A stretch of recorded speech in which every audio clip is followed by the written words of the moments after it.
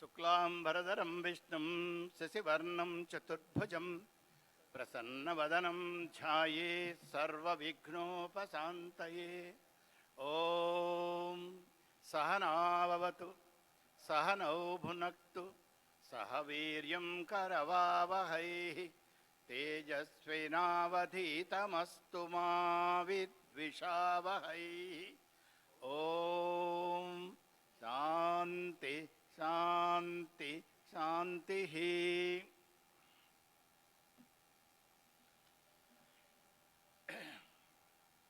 226. నిన్న మనం లాస్ట్ ఏం చెప్పుకున్నామంటే మనస్సుని జయించడం అంత సులువు కాదు, మనస్సుతో మనకి శత్రుత్వం పనికిరాదు. మనస్సును ఒక చంటి పిల్లలాగా లాలించి బుజ్జగించి వాడిని మన వైపు తిప్పుకోవాలి తప్ప మన మనస్సుతో వైరం పెట్టుకొని దాన్ని అణిచేస్తాను చంపేస్తాను అంటే నిన్ను కాదు నీ బాబుని చూశాను నీ తాతను చూశాను అంటుంది అది. అందుకని మనస్సుతో స్నేహం చేసి లాలించి పాలించి బుజ్జగించి చంటి పిల్లలాగా మన వైపు తిప్పుకోవాలి. అలా తిప్పుకుంటే మనస్సు మనం చెప్పినట్టుగా వింటుంది. కానీ మనసులో ఒక మహత్తరమైన సుగుణం ఒకటి ఉంది. ఏమిటంటే అది ఒక దానికి దేనికైనా అలవాటు పడితే అది అంత సులువుగా వదలదు.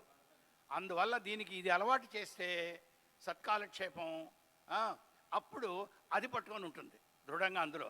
అంచేత మనస్సుతో ఏ విధంగా మీరు వర్తించాలి అన్నది నిన్న చెప్పుకున్నాం. ఇవాళ ముందుకు వెళదాం.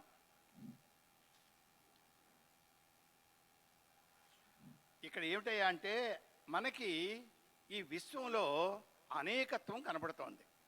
అంటే అనేకంగా వ్యక్తమై కనపడుతూ ఉన్నా ఉన్నది ఒక్కటే అన్నది నిర్ధారణ చేయడానికి ఇవాళ 10 శ్లోకాలు చెప్పాడు. ఇవి చెప్పుకుంటే ఇవాళతో ఈ పుస్తకం అయిపోతుంది. సదిదం పరమాద్వైతం స్వస్మాదన్యస్య వస్తునో అభావాత్ నహన్యదస్తి కించిత్ సమ్యక్ పరమార్థ తత్వబోధదశాయాం. అయ్యా, ఆత్మ కంటే అన్య వస్తువు నా లేదు, ఉన్నది ఒక ఆత్మే.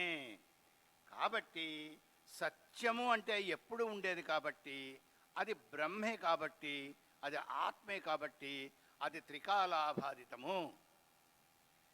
ఇది అఖండము అంటే పరిచ్ఛిన్నం కాదు, అపరిచ్ఛిన్నము. ఇక ఒకసారి మీకు ఈ భావం క్షుణ్ణంగా అర్థమైపోయి ఆ భావాన్ని హృదయంలోకి దింపుకొని ఆ భావంలో స్థిరంగా ఉండగలిగితే ఆ భావానికి భిన్నంగా ఏ భావము నీలో కలగదు. ఆత్మ తప్ప ఇంకా జగద్భావం నీలో కలగదు.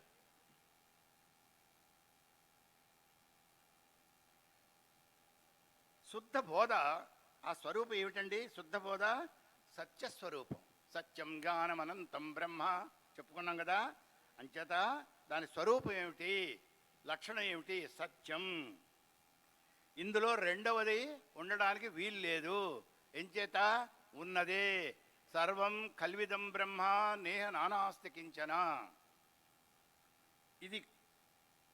ఇది కానిది ఏది దీనిలో ఉండడానికి వీలు లేదు. ఎంచేత దీనిలో ఏది ఉన్నప్పటికీ కూడా అది పరిచ్ఛిన్నంగా ఉండాలి. నాలో ఉంది అంటే నాలో ఉన్నది నాకంటే విలక్షణంగా ఉండాలి కదా, అంతే కదండి. నాలో ఉన్నవన్నీ నాకు భిన్నంగానే ఉన్నాయి. నా గుండెకాయ, నా కిడ్నీస్ ఇవన్నీ కూడా భిన్నంగానే ఉన్నాయి. నా లివరు, నా గాల్ బ్లాడర్ ఇవన్నీ కూడా భిన్నంగానే ఉన్నాయి. అంటే లోపల నాలో అన్నప్పుడు ఆ నాలో ఉన్నవన్నీ కూడా నీకు విలక్షణంగానే ఉన్నాయి. అంటే అలా ఉండడానికి వీలు లేదు పరమాత్మలో అంటాడు.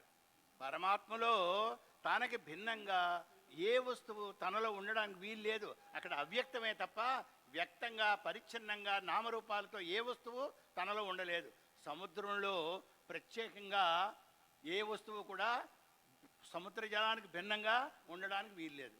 అందులో ఏది వెళ్ళినా, గంగానది వెళ్ళినా, కృష్ణా వెళ్ళినా, గోదావరి వెళ్ళినా, నర్మదా వెళ్ళినా ఇవి నామరూపాలు పోయి అది సముద్రంగా మారిపోతుంది. అదేవిధంగా ఏ వస్తువైనా సరే వ్యక్త రూపంలో ఉన్న వస్తువు ఎప్పుడైతే అవ్యక్తంలోకి వెళ్ళిపోయిందో అక్కడ నామరూపాలు ఇంక ఉండవు. అంచేది అక్కడ వేరుగా ఉండడానికి వీలు లేదంటాడు. అది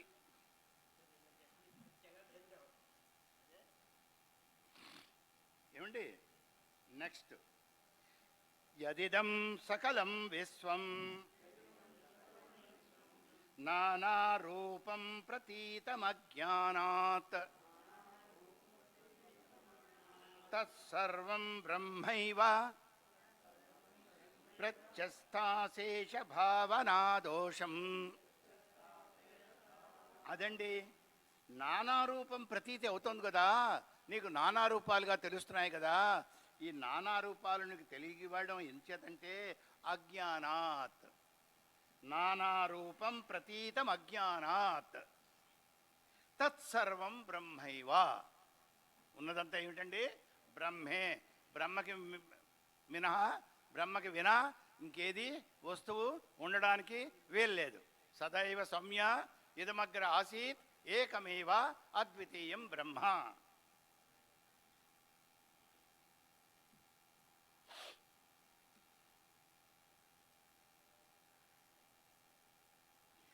నానా రూపములతో కలదిగా తోచుచున్న ఈ ప్రపంచం అంతా కూడా ప్రత్యస్థ అంటే పోగొట్టబడిన అశేష సమస్తమైన భావనా దోషం అండి. భావన యొక్క దోషములు గల అంటే సంకల్ప వికల్ప రహితంగా ఉన్నప్పుడు ఈ పరమాత్మలో ఇంకో వస్తువు కనపడదు. నీ మనస్సులో సంకల్పము కానీ, వికల్పము కానీ, వాంఛ కానీ, కర్మ వృత్తి కానీ, కర్మఫల భోగము కానీ ఇవేవి కూడా లేకుండా మనస్సు ఉంటే దానిని మనస్సు అనరప్పుడు ఆత్మే అవుతుంది. ఆత్మలో ఆత్మకు భిన్నంగా ఏ భావము కానీ, ఏ అభావము కానీ కలగడానికి వీల్లేదు. ఆ స్థితిని ఆత్మ. అప్పుడు అటువంటి స్థితిలో ఉన్నదానికి ప్రపంచం ఎక్కడ కనపడుతోందండి? మాయ వల్ల ఉన్నట్టు కనపడుతోంది. ఏ విధంగా? త్రాడులో పాము కనపడినట్టుగా. త్రాడులో పాము కనపడుతోంది. త్రాడు పాము రెండు ఉన్నాయా? అక్కడ లేవు, కానీ ఉన్నట్టు కనపడుతున్నాయి. ఎంచేత? మన దృష్టి దోషేనా, మన దృష్టి దోషం. మనం సమంగా చూడలేకపోతున్నాం సత్యవస్తువుని, అందుకని మనకు రెండుగా కనపడుతున్నాయి.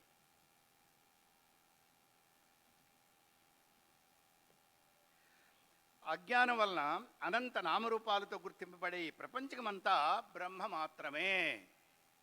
ఇదం సర్వం బ్రహ్మైవ. ఇదం సర్వం బ్రహ్మైవ. అధర్వణ వేదం.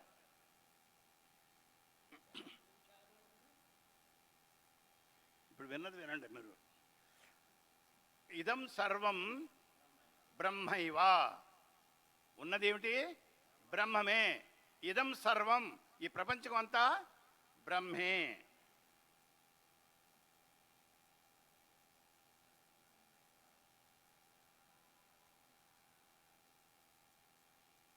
ఇంకా ఎప్పుడైతే సర్వం బ్రహ్మైవ, అప్పుడు నీకు దృష్టి దోషాలు కానీ, అజ్ఞానజన్యమైన భావాలు కానీ, సంకల్పాలు కానీ, వికల్పాలు కానీ, విలక్షణమైనటువంటి భావాలు కానీ ఏవి అందులో కదలవు. అంతా కూడా అవ్యక్తంగా ఉంటుంది. అదెక్కడ? చిన్మాత్ర. అందులో ఇంకోటి కలియడానికి వీల్లేదు. విశుద్ధం, అశుద్ధం కాదు. అశుద్ధం అయితే ఇప్పుడు ఈ భావాలన్నీ అందరూ కలిసిపోయి ఈ అజ్ఞానం అంతా అక్కడ కలిసిపోతుంది. అది లేకుండా ఉంటే విశుద్ధం. విశుద్ధమేవ బ్రహ్మ.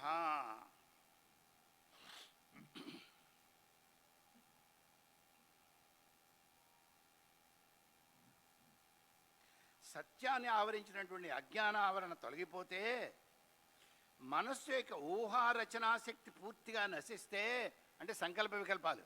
ఊహారచనాశక్తి ఏమిటి? సంకల్ప వికల్పాలు, మనస్సు చేసే పని. అప్పుడు నీకు నువ్వు చూస్తున్నదంతా బ్రహ్మము తప్ప ఇంకొక వస్తువు జగత్తు లేదు అని నీకు అవగతమవుతుంది. నెక్స్ట్, మృత్కార్యభూతోపి మృదో న భిన్నః కుంభో కుంభోస్తి సర్వత్ర తు మృత స్వరూపాత్ న కుంభరూపం పృథగస్తి కుంభః కుతో మృషా కల్పిత నామ మాత్రః. మీకే అర్థమైపోతుంది పదాలు విడగొడితే. కడవ మృత్కార్యభూతోపి, మట్టి యొక్క కార్యమైనను, మట్టి యొక్క కార్యం అయినప్పటికీ కూడా కుండ కారణము కన్నా భిన్నంగా కనబడుతూ ఉన్నప్పటికీ ఆ కుండ కారణానికి భిన్నంగా లేదు వస్తుతః. అందులో ఉన్న పదార్థాన్ని చూస్తే పదార్థము కారణములో ఏదైతే ఉందో అదే కార్యంలో ఉంది. మట్టిలో ఏదైతే ఉందో కుండలో కూడా అదే ఉంది. కుండ నామరూపాత్మకమై భిన్నంగా విలక్షణంగా కార్యరూపంలో నీకు వేరే కనబడుతోంది. కానీ పదార్థరీత్యా అది కానీ మనం పరిశీలిస్తే అందులో ఉన్నదంతా కూడా మన్నే.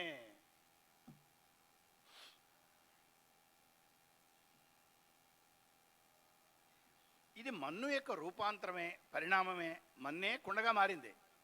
పరిణామం అయినప్పుడు ఇది మట్టి కంటే భిన్నంగా ఉండడానికి వీల్లేదు. కారణములో ఏదైతే ఉందో కార్యములో అదే ఉంటుంది. కార్యకారణ సంబంధంలో కార్యము కారణానికి భిన్నంగా ఉండదు. మాయ అంటే ఏమిటి? సత్వరజస్తమో గుణాత్మకమైనది మాయ. చలిస్తూ ఉంటుంది, పరిణామం చెందుతూ ఉంటుంది, మారుతూ ఉంటుంది, చచ్చినట్టుగా అనిపిస్తుంది, పుట్టినట్టుగా అనిపిస్తుంది, లేనిది ఉన్నట్టుగా చూపిస్తుంది, ఉన్నది లేనట్టుగా చూపిస్తుంది. ఇవి లక్షణాలు. ఈ లక్షణాలన్నీ జగత్తులో ఉన్నాయి లేదా? ఎంచేత జగత్తు మాయా కార్యం. తో కారణం మాయ కాబట్టి మాయలో ఉన్న గుణాలన్నీ కూడా జగత్తుకు వచ్చేసాయి. కానీ జగదీశ్వరులో లేవు ఇవి. ఈ జగత్ లక్షణాలు ఏవి కూడా జగదీశ్వరులో లేవు. ఎంచేత ఇది జగదీశ్వరుని కార్యము కాదు, మాయా కార్యము. అది మిథ్యా లక్షణం. డెలిగేట్ చేశాడు నువ్వు చేయని. అది ఎక్కడుంది? పక్కనే ఉంది. అంటే ఏంటి? ప్రైమ్ మినిస్టర్ పేరు చెప్పుకొని వాడు పిఏ అన్ని పనులు చేసినట్టుగా. బ్రహ్మాశ్రయ సత్వరజస్తమో గుణాత్మక మాయ అస్తి. ఎలా ఉందండి? బ్రహ్మాశ్రయ, బ్రహ్మనే ఆశ్రయించుకొని ఉంది. అది తాడు దేన్ని ఆశ్రయించుకొని ఉందండి? దేన్ని ఆశ్రయించుకోలేదు. పాము దేన్ని ఆశ్రయించుకొని ఉందండి? తాడుని ఆశ్రయించుకుంది. సత్యానికి మీకు ఒక ఆలంబనం కానీ ఒక కారణం కానీ అక్కర్లేదు. ఏమిటి? ఒక ఆధారం అక్కర్లేదు. కానీ మిథ్య రెండవ వస్తువు ఏది కనపడుతున్నా సత్యానికి భిన్నంగా దానికి సత్యమే ఆధారం. ఇది అసత్యము అని చెప్పడానికి మన దగ్గర ప్రూఫ్ ఉండాలి కదా. అది సత్యమే. అసత్యానికి ఆధారం ఏమిటండి? సత్యమే. సత్యం ఏమిటో నీకు తెలిస్తే దానికి భిన్నంగా ఉన్నది సత్యము కాదు, అసత్యం అని చెప్తాం. మనకి సత్యం ఏమిటో తెలియకపోతే ఇది. ఇప్పుడు రసగుల్లా ఎలా ఉంటుంది అంటే రసగుల్లా తియ్యగా ఉంటుందని నీకు అర్థమవుతే అప్పుడు నువ్వు ఇంకోటి చెప్తావు రసగుల్లా తియ్యగా ఉంటుందని. ఇప్పుడు రసగుల్లా తియ్యగా ఉంటుంది అన్నది దేన్ని ఆధారంగా తీసుకొని ఉంది? నీ దగ్గర ఉన్న సత్యం ఉంది, ఇది రసగుల్లా తియ్యగా ఉండును అని. దాన్ని పట్టుకొని నువ్వు చెప్పావు. కానీ అది సత్యాన్ని ఆధారపడి చేసుకున్నావు కదా. ఇది సత్యం జ్ఞానం అనంతం బ్రహ్మలో సత్యం వికారరహితమైన సత్యం కాదు, ఇది వికారపూరితమైన సత్యం కదా. నీ భావంలో చెప్పింది కదా. నువ్వు తిన్న గులాబ్ జామున్ తియ్యగా ఉండొచ్చు, ఇతను తిన్న గులాబ్ జామున్ చేదుగా ఉండొచ్చు. అంచేది ఏమిటంటే మీ సత్యం ఎలా ఉందంటే మీ మట్టుకు మీకు కలిగిన భావన సత్యం. కానీ అది సత్యముగా ఉన్నప్పటికీ కూడా అది సత్యం అయి ఉండొచ్చు, సత్యము కాకపోవచ్చు.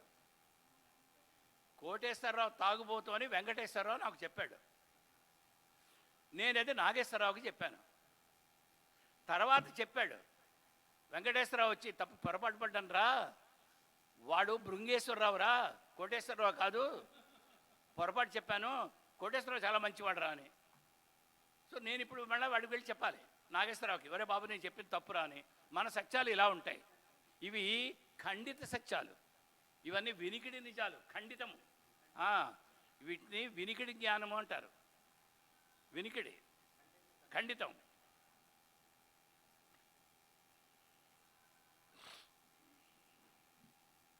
ఇంకా మట్టి నుండి తయారు చేయబడినటువంటి కుండలకు ఎన్ని రకాల పేర్లున్నా మీరు చెప్పండి, మీకు ఎన్ని రకాల పేర్లు తెలుసు? కుండలు: కుండ, ముంత, మూకుడు, దాక, బాణ, ప్రమిద, చట్టి. చట్టి చూసారా, ఇన్ని నామాలు వచ్చాయి, ఇన్ని నామాలు వచ్చాయి. మూకుడు, ప్రమిద ఇవన్నీ వచ్చాయా? మరి ఇన్ని నామాలతో ఉన్నటువంటివి ఇవన్నీ కూడా సత్యానికి దూరంగా ఉన్నాయా? సత్యానికి భిన్నంగా ఉన్నాయా? పదార్థరీత్యా అభిన్న. ఇన్ని రూపాల్లో ఉన్నప్పటికీ నీకు పదార్థరీత్యా చూస్తే వీటిలన్నిట్లోని నామరూపాలు వేరు, సైజులు వేరు, కానీ అవన్నీ కూడా మట్టితో తయారు చేయబడినవి. అదేవిధంగా ప్రపంచము ఏది అనేక రూపాల్లో కనపడుతున్నా దీనికి ఆధారంగా ఉన్న శుద్ధ చైతన్యము ఒక్కటే. Consciousness is singular. Consciousness is singular. Its plural is yet to be known. Sir Eddington scientist. Consciousness is singular. Its plural is yet to be known. దాని యొక్క బహుత్వం ఇంకా మనకు తెలియదు. కాన్షియస్నెస్ సింగిల్గానే ఉంది. ఏకో దేవ సర్వభూతేషు కూడా, కానీ అది వాళ్ళు పట్టుకోలేకపోతున్నారు. ఉపనిషత్తు వాళ్ళు చదవలేదు, కానీ భావాలు మాత్రం వాళ్ళలో కదిలే కింద జన్మ సువాసనల వల్ల. వాడు అన్నాడు అది, కానీ తెలియకుండా. అదే ఇంకో ఎడింగ్టన్ అదే చెప్తాడు. Something unknown is doing what. Something unknown is doing what. That is what our theory amounts to. అది సంథింగ్ అన్నోన్. ఏదో అజ్ఞాత శక్తి ఏమొచ్చి ఇదంతా నడిపిస్తుందయ్యా, వాళ్ళకి అంతుపట్టలేదు అదేమిటో. Something unknown is doing what. That is what our theory amounts to.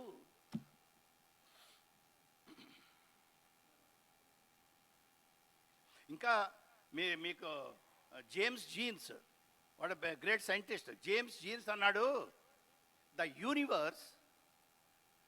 Universe begins to look like a big thought rather than a machine. ఈ భావ ప్రపంచం భావమే కదా, వాడికి అదే వచ్చింది. ఇదేదో బిగ్ థాట్లా కనపడుతుంది తప్ప ఇందులో సత్యం కనపడలేదంటున్నాడు. Universe begins to look like a big thought, but not as a big machine. చూస్తారా, మనం చాలా దగ్గరగా ఉన్నాం. మనం కాదు, వాళ్ళే దగ్గరికి వస్తున్నారు. మనం ఎప్పుడూ ఉన్నాం. ఇదే సర్ జేమ్స్ జీన్స్.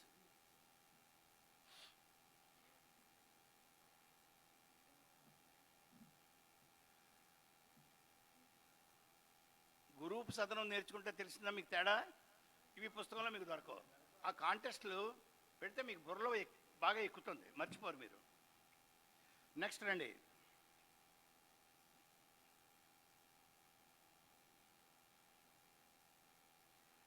కాబట్టి స్వభావతః అంటే పదార్థరీత్యా మెటీరియల్ కాజ్ ఏమిటండి? మన్నే. ఇన్ని రూపాలున్నా మన్నే. శృతి ఏమిటి? శృతి పూర్తిగా చెప్పండి. ఇంకా 4 ఏళ్ళు అయిపోయింది, ఇంకా మృతికి ఇచ్చామంటే ఎలాగా? పూర్తిగా చెప్పాలి. మీ మీదే మా ఆశలన్నీ ఉన్నాయి.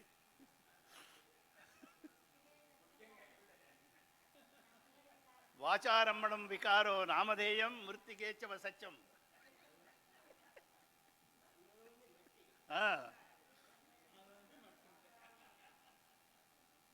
వాచారం రాసుకున్నారు చూడండి, బ్యాక్ సైడ్ చూడండి. చాందోగ్య ఉపనిషత్తు అని కూడా చెప్పాను.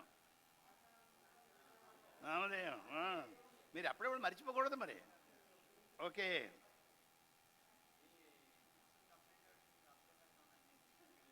కుండ యొక్క ఆకారము, పేరు ఏదైనా, రూపము ఏదైనా అది మట్టి మాత్రమే. అలాగే ఇది ఇది కుండ, ఇది కుండ, ఇది కుండ కాదా?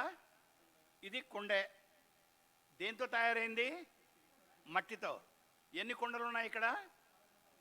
15 కుండలు. 15 కుండలకి 15 పేర్లు ఉన్నాయి లేదా? కానీ ఈ 15 కుండల్లోని నేను అన్నది ఒకట 15?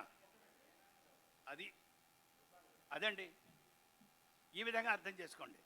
నామరూపాలు ఎన్నైనా మీకు కనపడవచ్చు, కానీ అందులో చైతన్య శక్తి ఏదైతే ఉందో నేను నేను నేను అన్నది అది ఏకాత్మ పరిచయసారం. మాండుకోపనిషత్తు లెవెల్ మనసుకు మేము మనసు గురించి మాట్లాడలేదు కదా, రూపాల గురించి మాట్లాడుతున్నాం. రూపము నామము. మీరు మనసుకు వెళ్తే అది వేరు, అది మీ వాసనల మీద ఆధారపడి ఉంది. నీ మనసు నా మనసు కాదు, నీ కోరిక నా కోరిక కాదు, నీ వినోదం నా వినోదం కాదు, నీ ప్రియం నా ప్రియం కాదు, నీ మోదం నా మోదం కాదు, నీ ప్రమోదం నా ప్రమోదం కాదు. నీకు ఇష్టమైంది నాకు ఇష్టం లేదు, నీకు దొండకాయ కూర ఇష్టం, నాకు కాకరకాయ కూర ఇష్టం.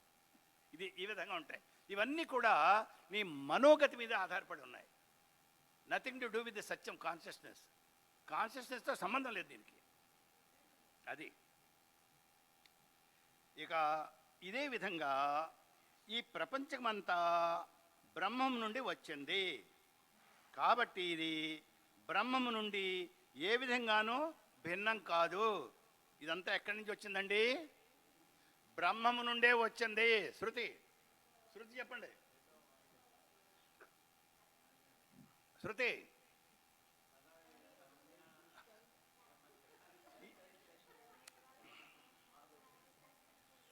దీనికి శృతి ఏమిటంటే మనం చదువుకున్నదే మీరు మర్చిపోయారు. తస్మాత్ ఏ తస్మాత్ ఆకాశ సంభూత ఆకాశాత్ వాయు వాయురగ్ని అగ్ని జలం జలం పృథివీ పృథివీం ఓషధి ఓషధీనాం పురుష. ఓషధుల నుంచి పురుషుడు వచ్చాడు. ఇది ఎక్కడ ఏ ఉపనిషత్తులోదండి? మనం చెప్పుకున్నదే తైత్రీయం. మీకు మరోసారి చెప్తాను తైత్రీయం ఇది అయిన తర్వాత. అది బాగా బుర్రకెక్కాలి మీకు.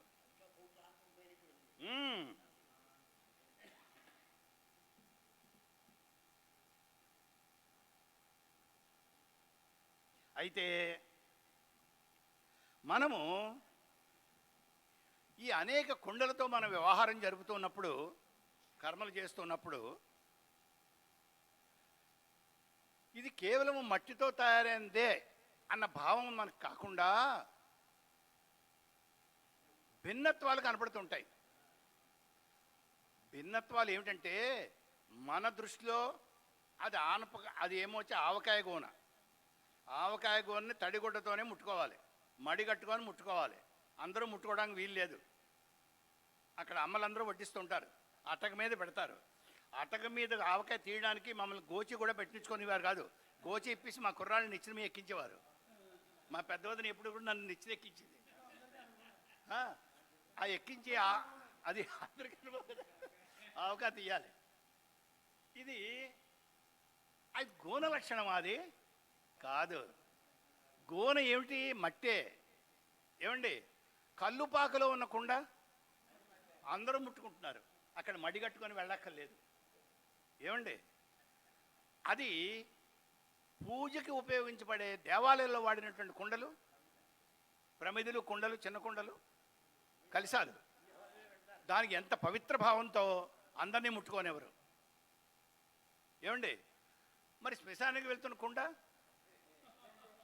ఒకే కుండ, దానికి ప్రారంభం ఎంచేత అది పుట్టింది. ఈ ఒక్క విషయం మీరు గుర్తుపెట్టుకోండి. పుట్టిన ప్రతి వస్తువుకి ప్రారంభం ఉంటుంది.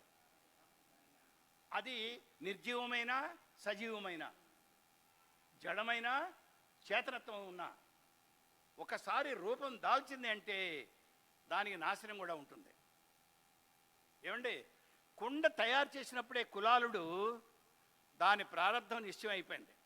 ఈ కుండ దేవాలయానికి వెళ్తుంది, ఈ కుండ శ్మశానానికి వెళ్తుంది, ఈ కుండ పెళ్లి పందిట్లోకి వెళ్తుంది. అప్పుడే అయిపోతుంది. ఈ కుండలో బెల్లం ఉంచుతారు, ఈ కుండలో మిరపకాయలు ఉంచుతారు. 2 కుండలు పెడితే ఆ కుండలు 2 తిట్టుకుంటున్నాయి ఒకళ్ళు. ఇది కదా ఈ మేనేజర్కి ఎప్పుడు బుద్ధి లేదు, వీడికి ఓనర్కి ఈసారి చెప్పాలి, శాపం ఇచ్చేస్తాను నేను, ఎప్పుడు కూడా నాలుగు మిరపకాయలే వేస్తున్నాడు, ఘాటు చచ్చిపోతున్నాను, నీకేమో బెల్లం పంచదార ఇవన్నీ వేస్తున్నాడు నీ దానిలోని, ఏదో పక్షపాతం కూడా వీడికి అని వాళ్ళిద్దరు కొట్టుకుంటున్నారు అక్కడ. ద్వైతం 2 కుండలు ఉన్నాయి అక్కడ. ద్వైతం వచ్చి 2 కుండలు కొట్టుకుంటున్నాయి. అప్పుడు బాణ వచ్చింది అక్కడ, ముసలమ్మ బామ్మ, దాన్నే బాణ. ఆ బామ్మ వచ్చి చెప్పింది, ఎందుకురా కొట్టుకుంటున్నారు, నువ్వు మట్టితోనే తయారయ్యావు, నువ్వు మట్టితోనే తయారు, నువ్వు నాడిపోతావు, అది నాడిపోతుంది, ఎందుకురా మీరు కొట్టుకుంటున్నారు, మీ ఇద్దరం ఒకే పదార్థం తయారేవా, నేను అది ఇంకా బంగారం అనుకుంటున్నాను, అది ఏమొచ్చి దాంట్లో ఏమొచ్చి నీకు అందరూ బెల్లం పందారా పోస్తున్నారంటే అది చాలా ఘనము, గ్రేట్ అనుకుంటున్నాం, ఇద్దరు ఒకటేనా, అయితే బాయ్ బాయ్ అన్నారు. అప్పటి నుంచి ఆ భావం నీలో కలగాలి. భేదభావం పోవాలంటే ద్వైతం పోవాలి. ద్వైతం ఉన్నంత వరకు ఎత్ర ద్వైతం తత్ర భయం భవతి.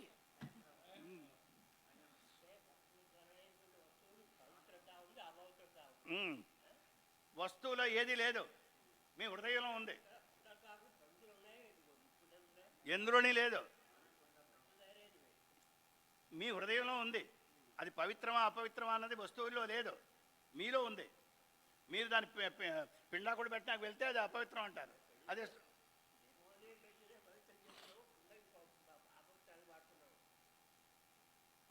చెప్తా, ఇక అర్థం అవ్వలేదు. కుండలో తారతమ్యాలు లేవు, తారతమ్యాలు మీ మనసులో ఉన్నాయి. ఈ కుండని ఎక్కడికి తీసుకెళ్ళాలి అని దాని యొక్క ప్రారంభాన్ని బట్టి కుండ శ్మశానానికి కానీ గుడికి కానీ వెళ్తుంది. అది కుండలో ఏమీ లేదు, అన్ని కుండలు ఒకటే. ఏ కుండ ఎక్కడికి వెళ్ళాలని దాని ప్రారంభమే ఆధారపడి ఉంది. మీరు తీసుకెళ్ళిన ఆ స్థలాన్ని బట్టి దానికి పవిత్రత అపవిత్రత వస్తూ ఉంటాయి. కానీ కొండకి కొన్ని గుళ్ళోకి వెళ్తాయి, కొన్ని శ్మశానానికి వెళ్తాయి, కొన్ని శ్మశానానికి వెళ్తాయి. పువ్వులు కూడా దేవుడి దగ్గర వేస్తారు పువ్వులు, కొంతమంది శవాల మీద వేస్తారు పువ్వులు. అయితే పువ్వుల్లో అపవిత్రత ఉందా? లేదు, అపవిత్రత మీలో ఉంది, పువ్వులో లేదు. దేవుడికి వాడుతున్నారు, దెయ్యానికి వాడుతున్నారు, శ్మశానానికి వాడుతున్నారు, శవం మీద వేస్తున్నారు. అయితే పువ్వులు అక్కడ అపవిత్రం, ఇక్కడ పవిత్రం, 2 రకాలు ఉన్నాయా? లేవు. అది మీ మనస్సే ఆధారం. మీ మనస్సు ఇదే అక్కడికి పంపిద్దామరా అంటే దాని కర్మ అక్కడికి వెళ్తుంది, అదే పువ్వు ఇక్కడికి వస్తుంది. సో పువ్వు అంటే అదేని చెప్పింది, మీరు సమంగా వినాలి. ఏదైనా ఒక వస్తువు ఆకారం దాల్చిందంటే దానికి ప్రారంభం ఉంటుంది. ఏ వస్తువు ఆకారం దాల్చినా దానికి ప్రారంభం ఉంటుంది. మీ కళ్ళజోడు కూడా ప్రారంభం ఉంది, అది ఎన్నాళ్ళు ఉంటుంది, ఎప్పుడు బదులైపోతుందో తెలియదు. అది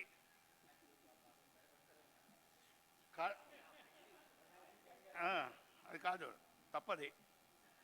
ఓకే, ఈ విధంగా ప్రపంచమంతా బ్రహ్మం నుండి వచ్చింది కాబట్టి ఇది చెప్పుకున్నాం. కొండ యొక్క ఆకారం పేరు ఏదైనా కావచ్చు, కానీ అది మట్టి మాత్రమే. నెక్స్ట్, ఇంతవరకు క్లియరా? చాలా clear. Okay, let us go ahead.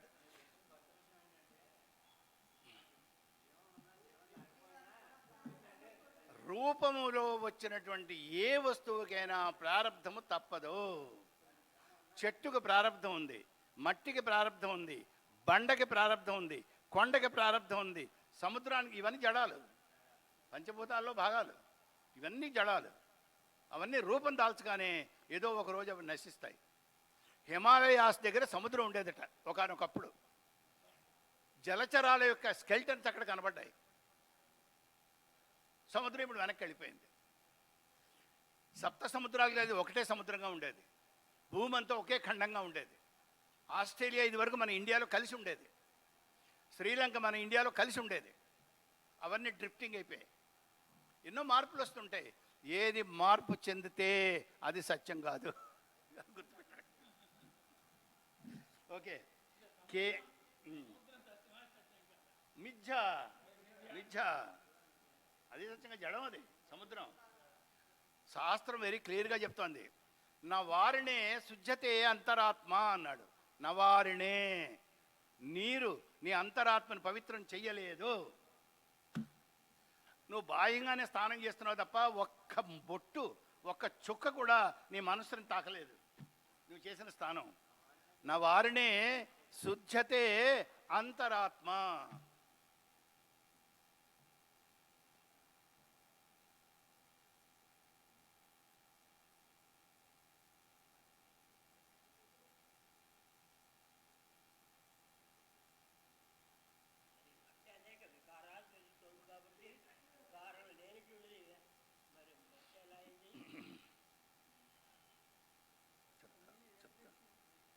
ఎగదేశంగా తప్పుగా అర్థం చేసుకుంటున్నారు. చైతన్యం ఒకటే, మట్టు ఒకటే. అది మట్టి వికారం చెందలేదు. వివర్తం నేను చెప్పాను, బంగారం నగలైనట్టుగా మట్టి కొండ అయింది.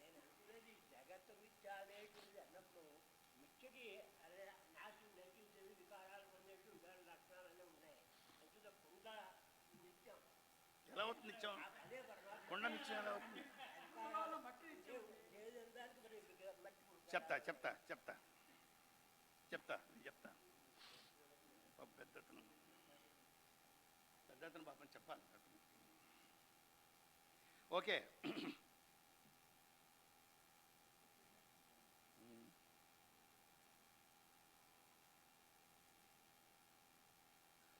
అద్వైమైనటువంటి శుద్ధ బోధ స్వరూపమే పరమసత్యం. పరమసత్యం ఏమిటి?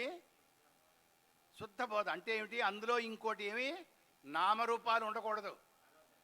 నామరూపాలుంటే అది విశుద్ధం కాదు. మన్నులో నామరూపాలు లేవు, కుండలో నామరూపాలు ఉన్నాయి.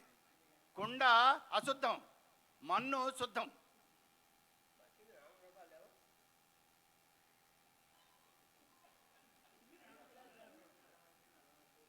మీరు చెప్పండి.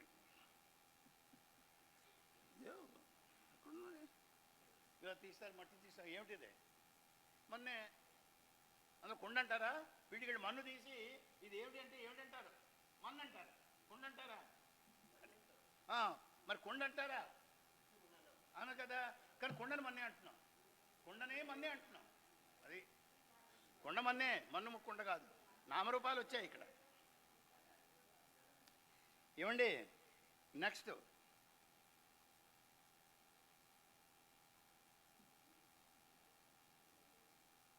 ఇంకా ఎప్పుడైతే నువ్వు ఆ స్థాయికి వెళ్ళావో, నువ్వు శుద్ధ చైతన్యానివి, సత్యస్వరూపుడివి అని తెలుసుకున్నప్పుడు నీలో సత్యానికి భిన్నంగా ఏ వస్తువు ఉండడానికి వీల్లేదు. అందుకే ముందులో వస్తుంటే చెప్తాడు గీతలో, అన్నీ నాలో, నేను వాళ్ళలో లేను, అవి నాలో లేవు. ఇవన్నీ చాలా విచిత్రంగా ఉంటాయి. అవి చెప్తా.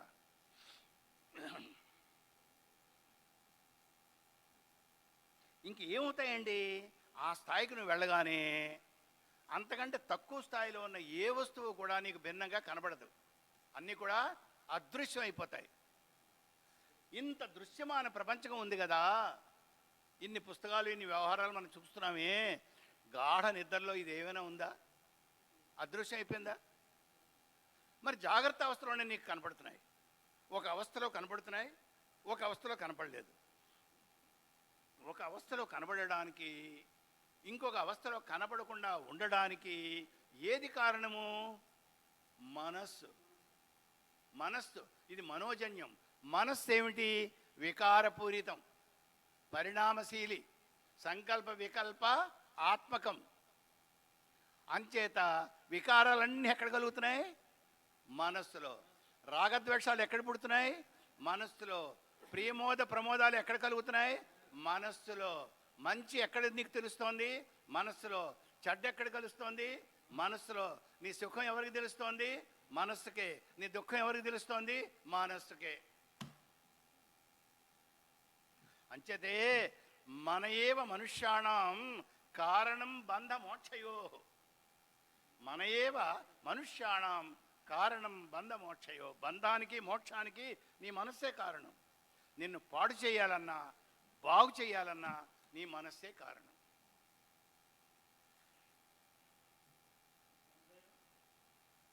బంధయో కారణం బంధ మోక్షయో.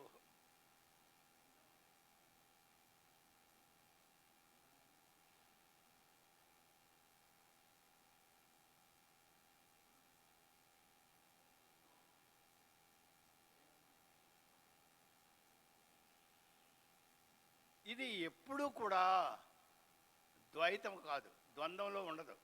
ఎప్పుడు కూడా ఏకం, ఆద్వయం. ఆద్వయం.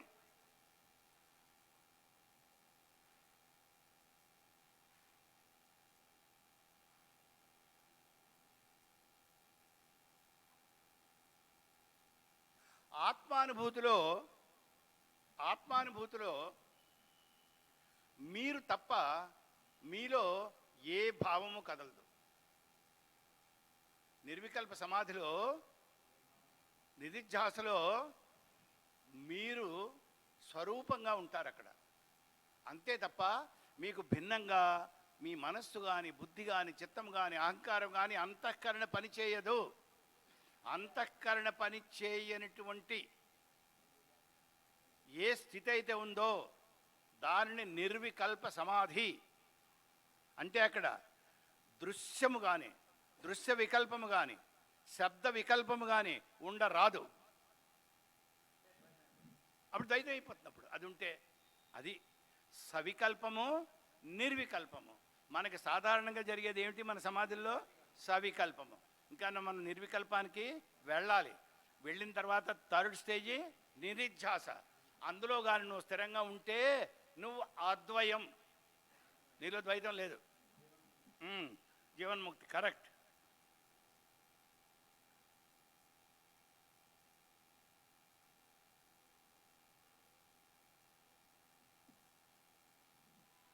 అజ్ఞానం వల్లనే అనంత నామరూపాలతో ఈ జగత్తు గుర్తింపబడుతోంది. అజ్ఞానం కారణం. ప్రపంచమంతా బ్రహ్మ మాత్రమే. బ్రహ్మైవ సర్వం ఇదం, బ్రహ్మైవ ఇదం సర్వం. శృతి బ్రహ్మైవ ఇదం సర్వం. అధర్వణ వేదం, అధర్వణ వేదం.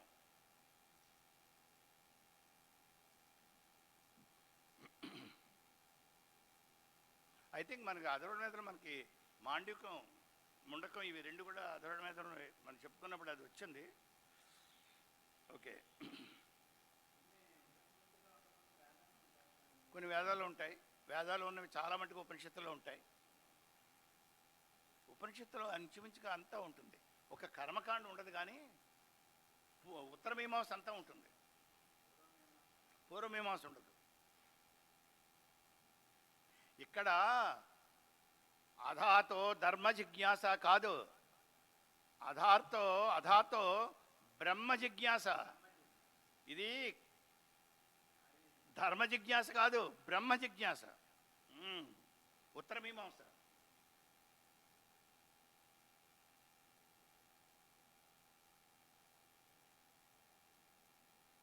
నెక్స్ట్ 229.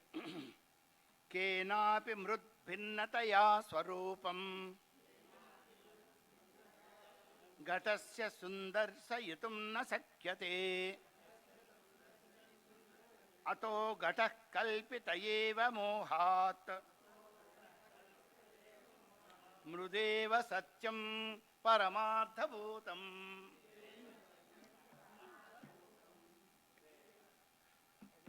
అది అర్థమైపోయిందా? Good good.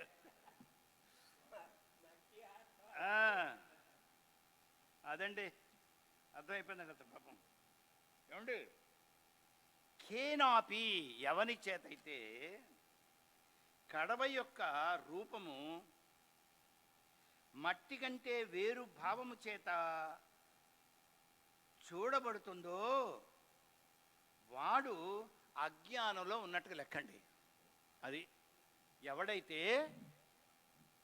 కొండని మట్టికి భిన్నంగా చూస్తాడో, మన్ను వేరు కుండ వేరు అని ద్వైత భావంలో ఉంటాడో వాడికి బిరుదేమిటి?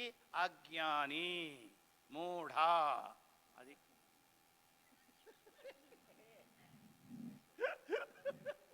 రాళ్ళేసి కొడతారా? ఓకే.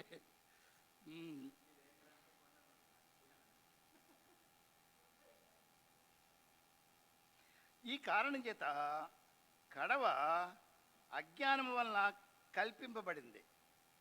పారమార్థంగా చూస్తే మృదేవా, మృత్తు ఏవా, మృత్తు ఏవా. మృత్ అంటే మట్టి. కుండ యొక్క సత్తా మట్టి కంటే భిన్నంగా లేదు. ఒకవేళ ఉంది అని ఎవరైనా అంటే వారు మూఢ.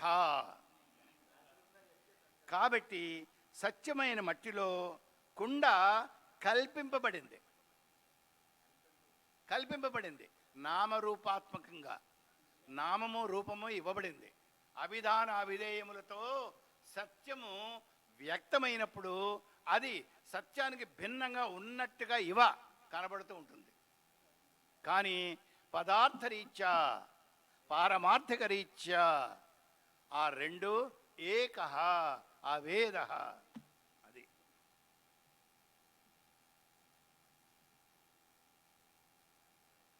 ఇక మట్టి కుండని తీసుకొని ఇందులో ఉన్నది మన్ను కాదు అని ఎవరు కూడా నిర్ధారణ చేయలేరు, అనలేరు. ఆ విధంగానే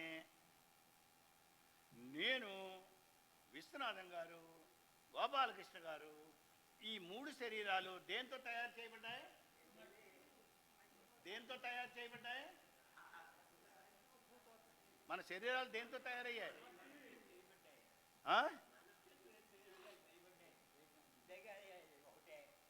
అది అన్నీ కూడా అన్నీ మొన్నే అన్న వికారం. బాగుంది, గుడ్ గుడ్. అలాగే, వెరీ గుడ్.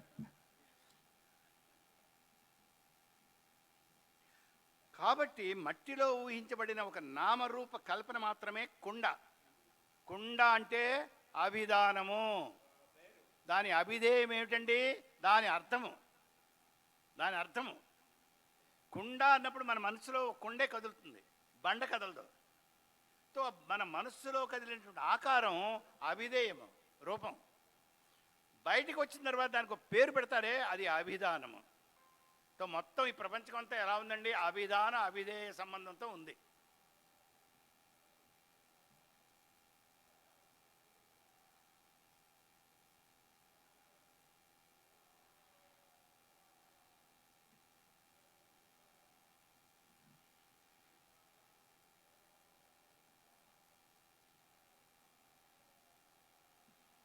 ఇంకా చాలా చక్కని శ్లోకం ఇది, 230. సద్బ్రహ్మ కార్యం సకలం సదైవ తన్మాత్రమే తన్న తతోన్యదస్తి అస్తితి యో వక్తి నతస్య మోహో వినిర్గతో నిద్రితవత్ ప్రజల్పః. ప్రజల్పం అంటే తేనుపు, ఆవలింత చిటికలు వేసి పెడతా, అది దాన్ని ప్రజల్పము అంటారు. ఓకే అయ్యా,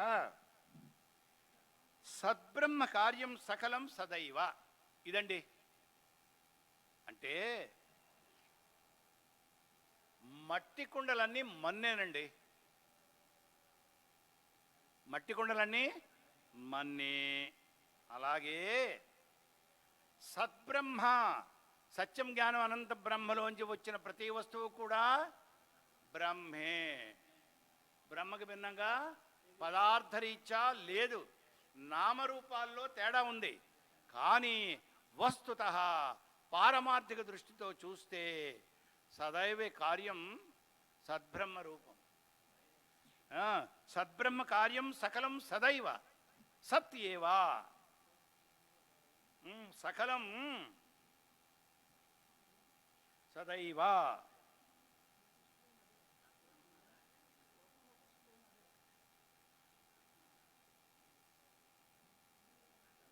ఇంకా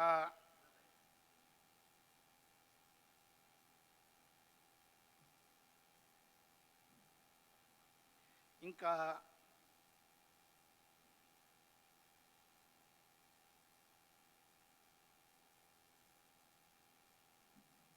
ఇది రెండో లైన్ చూడండి.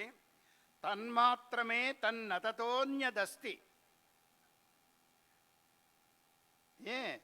తత్ అన్యదు అస్తి అంటే ఏమిటి? నా అస్తి. ఓకే, ఏమిటో చెప్తాను. తన్మాత్రమే, అది ఏమిటండి ఆ బ్రహ్మ? తన్మాత్రమే. తన్మాత్ర అంటే అందులో ఇంకేది కలయకూడదు. తన్మాత్రలు అంటారు. పంచభూతాలు సూక్ష్మభూతాలని తన్మాత్రలు అంటారు.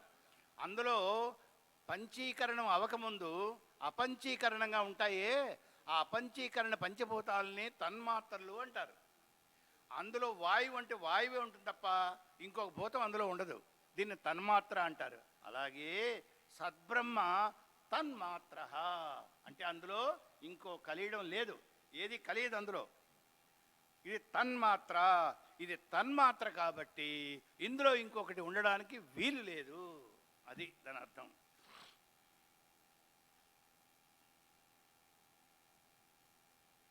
స్వభావత లక్షణరీత్యా, స్వభావంగా దాని లక్షణం ఏమిటండి? అదే, ఇది అదే. అంటే ఏమిటి?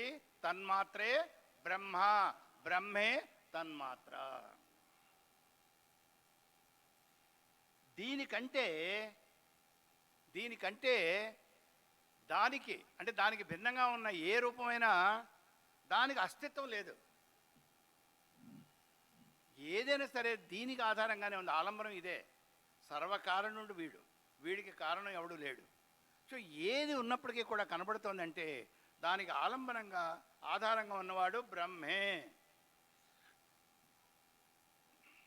దీనికి భిన్నంగా లేదండి జగత్తు వేరు, జగదీశ్వరుడు వేరు అని చెప్తే వాళ్ళు భ్రమలో ఉన్నట్టు కాదు, భ్రమలో ఉన్నట్టుగా. భ్రమ అంటే జ్ఞానము. వాళ్ళిద్దరూ ఒకటే తప్ప వేరు కాదు. వేరు అని భావించిన వాళ్ళు భ్రమలో ఉన్నారని అనుకోవాలి.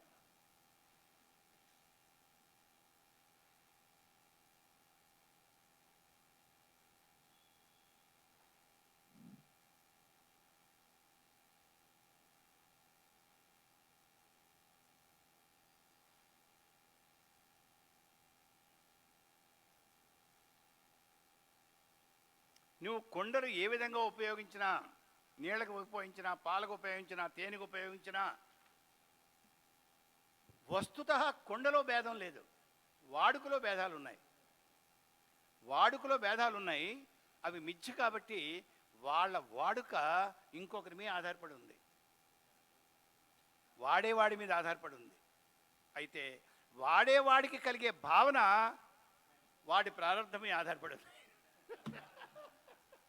అంతే కదా. నాకు ఆ బుద్ధి పుడుతుంది, ఒరే వీడిని ఇక్కడ పంపించండి, వాళ్ళ వాడి ప్రారంభం వేళ అక్కడ శ్మశానానికి వెళ్ళాలి.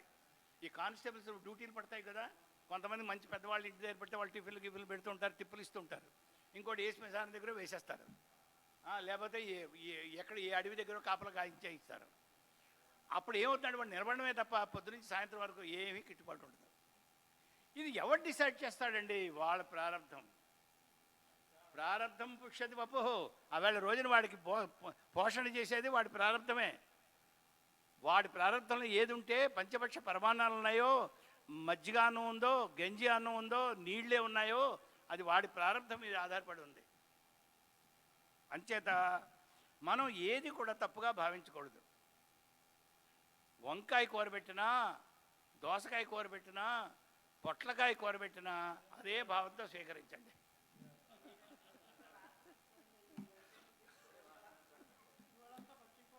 అన్ని పచ్చిమ కూరలు.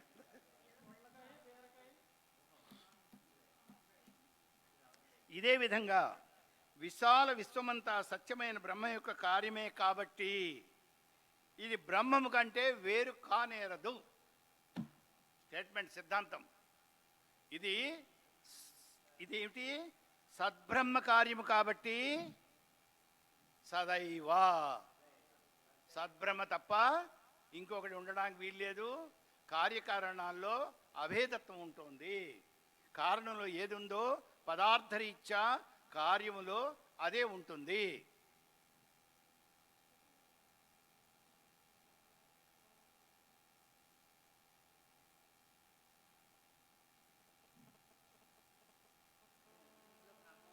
అంత బ్రహ్మే. అన్నిట్లోని బ్రహ్మ ఉందని కాదు, తప్ప స్టేట్మెంట్. అన్ని బ్రహ్మలోనే ఉన్నాయి, అన్ని బ్రహ్మలోనే ఉన్నాయి. ఇంకా కుండలు ఏ విధంగా వాడబడుతున్నాయో, కుండలు ఏ విధంగా వాడబడుతున్నాయో వాటి ప్రారంధాన్ని బట్టి అలాగే మనుషులు కూడా చిత్ర విచిత్రంగా పుడతారు, అనేక స్థాయిలో పుడతారు. ఏమండి, మహర్షి దగ్గర నుంచి, పీఠాధిపతుల దగ్గర నుంచి, రైల్వే ప్లాట్ఫామ్లో కూలీగా పనిచేస్తున్న వాడి వరకు, ఇంకా బిచ్చగాడి వరకు రూపాలు తేడా కానీ, ఇంచేత రూపం రాగానే ప్రారంభం స్టార్ట్ అయిపోయింది. కానీ అందులో ఉన్న చైతన్యంలో తేడా ఉందా? నేను ఇవాళ రైల్వే స్టేషన్కి వెళ్ళి భిక్ష ఎత్తుకుంటానండి. ఏమండి, నేను ఇవాళ కూలి పని చేసుకొని కొంచెం ఎక్కువ సంపాదించాలండి.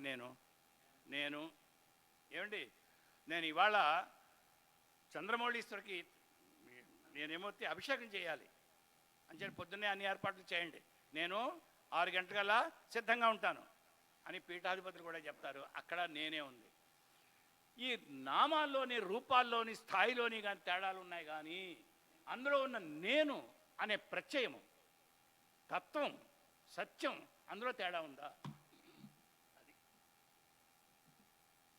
సో మృత్తికేత్యవ సత్యం, నేను అన్నదే సత్యం, రూపాలు, నామాలు మిథ్య.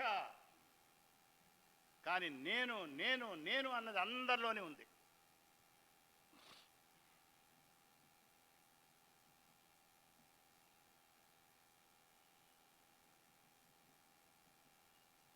ఇంకా ఒకవేళ బ్రహ్మ కంటే వేరుగా రెండవది ఉందండి అని ఎవరైనా వాదిస్తే వాళ్ళ మీద మీరు కోపం పెట్టుకోవద్దు, వాళ్ళ మీద జాలి పడమన్నాడు. వాళ్ళు పాపం అజ్ఞానంలో ఉన్నారు, వాళ్ళని చూసి మనం కోపం తెచ్చుకోకూడదు. వాళ్ళకి పాపం అజ్ఞానంలో ఉన్నారు కాబట్టి వాళ్ళకి అలా తడుతోంది, వాళ్ళు ప్రశ్నలు వేస్తారు. మనం శాంతంగా వాళ్ళకి సమాధానం చెప్పాలి. వాళ్ళ పాపం ఇంకా అజ్ఞానంలో ఉన్నారని వాళ్ళ మీద జాలి చూపించమన్నాడు, కానీ క్రోధం చూపించొద్దు అన్నాడు. అది.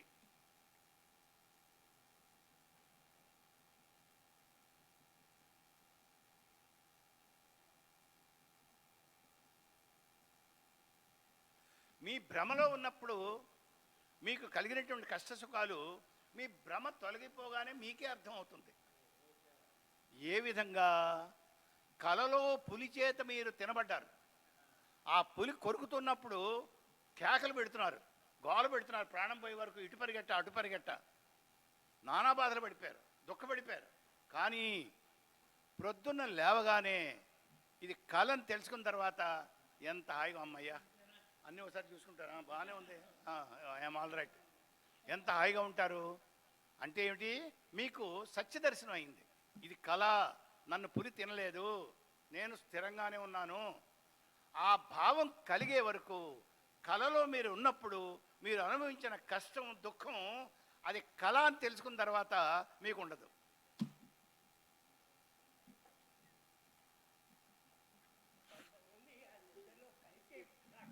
అవునవును, అదే ఇది. అవును అవును.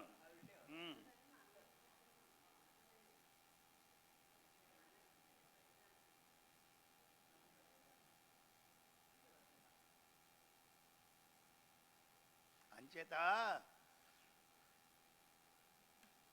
తస్మాత్ తత ఆకాశ సంభూత అని చెప్పుకున్నాం కదా. అంటే ఈ జగత్తంతా కూడా సత్కార్యమా అసత్కార్యమా? సత్కార్యం, సత్కార్యం తప్ప అసత్కార్యం కాదు.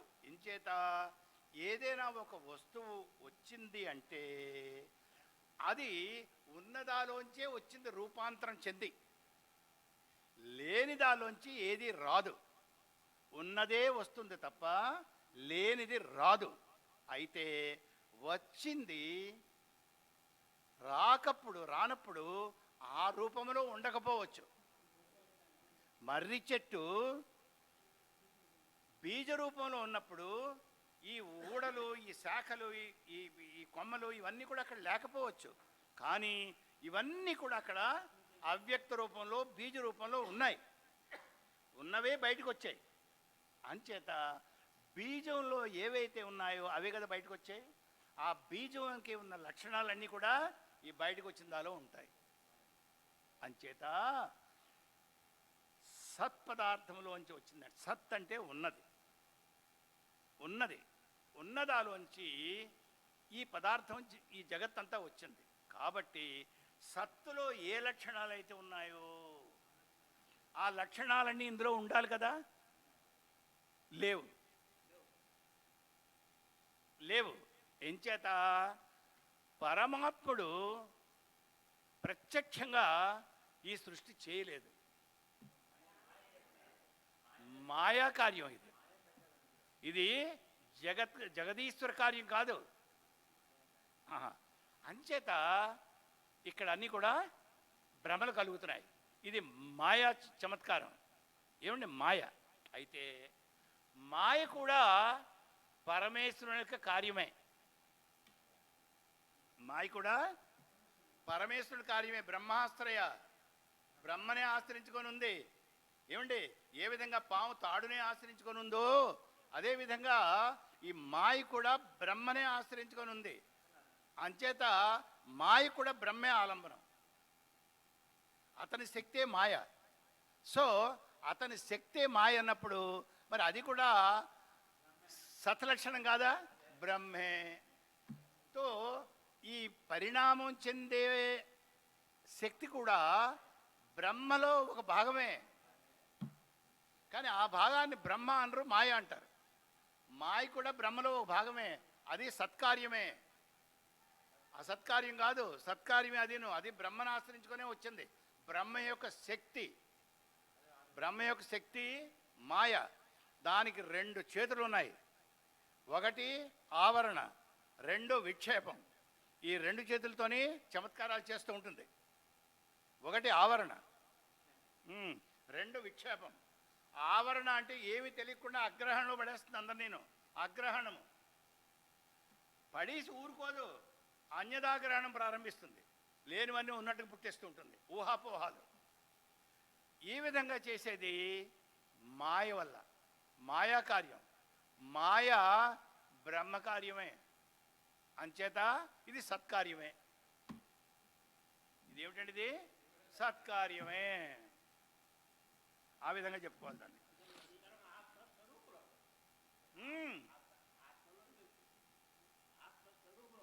తత్వమసి, తత్వమసి, తత్వమసి. అహం బ్రహ్మాస్మి, అయమాత్మ బ్రహ్మ.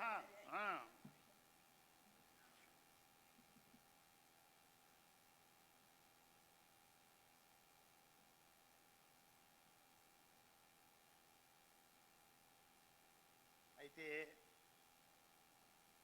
పరమార్థ స్థితి మనలో నిద్రించి ఉండడం వల్ల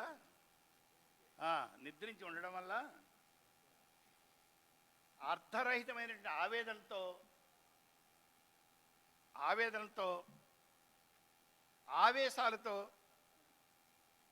సుఖదుఖ భోగాలు అనుభవిస్తూ జీవితాన్ని వృధా చేసుకుంటున్నాం. అంచేత ఇవి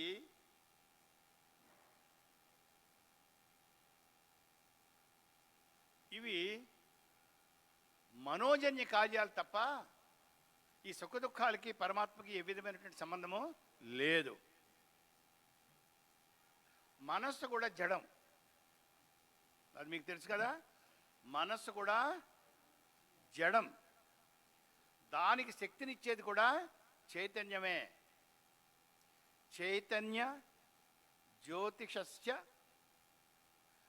చైతన్య జ్యోతి అవభాసితస్య, చైతన్య జ్యోతి అవభాసితస్య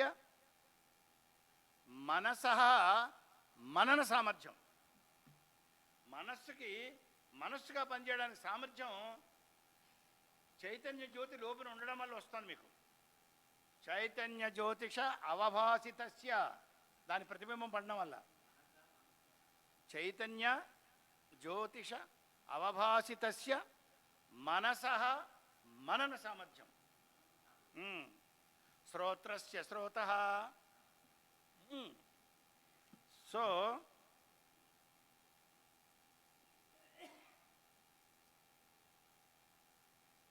ఈ ఆత్మ సర్వత్రా వ్యాపించినటువంటి ఆత్మ ఏ విధంగా బాహ్య ప్రపంచకానికి ఆధారంగా ఉందో అదే ఆత్మ నీలో ఉండి నీ ఇంద్రియాలకి, ఇంద్రియ విషయాలకి, భావాలకి, అభావాలకి, నీ అంతఃకరణకి ఆధారంగా ఉంది. పిండస్థోపి ప్రత్యేగాత్మ సర్వవ్యాపీ భవతే. ఏ ఉపనిషత్తు? ఏ ఉపనిషత్తులో ఉంది అది? పిండస్థోపి ప్రత్యేగాత్మ సర్వవ్యాపీ భవతే. లేదు, మీరు ఇంత మటుకు రాసుకోలేదు. అది లేదు, రాసుకోలేదు. ఉపనిషత్ పేరు రాసుకోలేదు. రాసుకోండి. పైంగిళో ఉపనిషత్తు. ఇప్పుడు వినలేదు మీరు. పైంగళి, పింగళుడు, పాయింగళివో, పాయింగిళో ఉపనిషత్తు. పింగళ ఋషి, పింగళ ఋషి చెప్పినది ఉంది. పాయింగిళో ఉపనిషత్తు, పాయింగిళో ఉపనిషత్తు.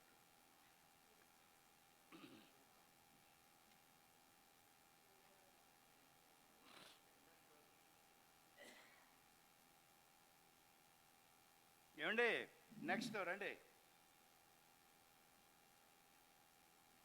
231. అదేమన్నా రిపీట్ చేస్తున్నాడు. బ్రహ్మై వేదం విశ్వమిత్యేవ వాణి శ్రౌతి బ్రూతే అధర్వినిష్ట వరిష్ఠ వినిష్టా వరిష్ఠ తస్మాదేతద్ బ్రహ్మ మాత్రం హి విశ్వం నాధిష్టానాద్భిన్నతాం ఆరోపితస్య. అదేంటి, దీనికి భిన్నంగా ఉన్నట్టు కనబడుతోంది, అదంతా కూడా ఆరోపితము, కల్పింపబడినది. బ్రహ్మై వేదం ఇదం సర్వం చెప్పుకున్నామే. బ్రహ్మై వేదం సర్వం ఇదం, ఇదం సర్వం అధర్వణ వేదం. అధర్వణ వేదం ముండకోపనిషత్తు. ఏమండి, బ్రహ్మై వేదం చెప్పాను. I think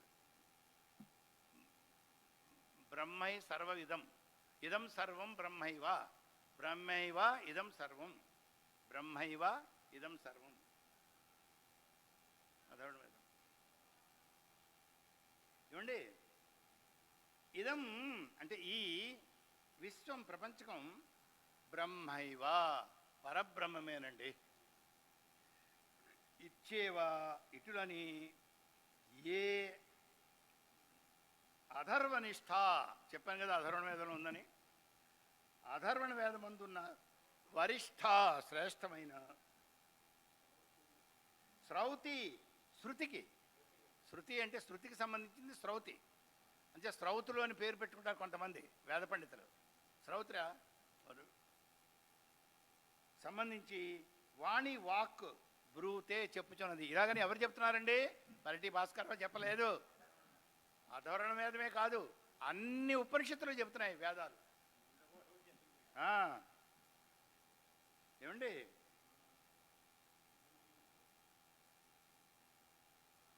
బ్రూతే చెప్పుచున్నదండి. తస్మాత్ ఆ కారణం వలన ఏతత్ విశ్వం ఈ ప్రపంచము బ్రహ్మ ఏవా బ్రహ్మ మాత్రమే. తదాహి అలా చెప్పడం యుక్తమే, అలా చెప్పడము యుక్తము. తదాహి ఇంకా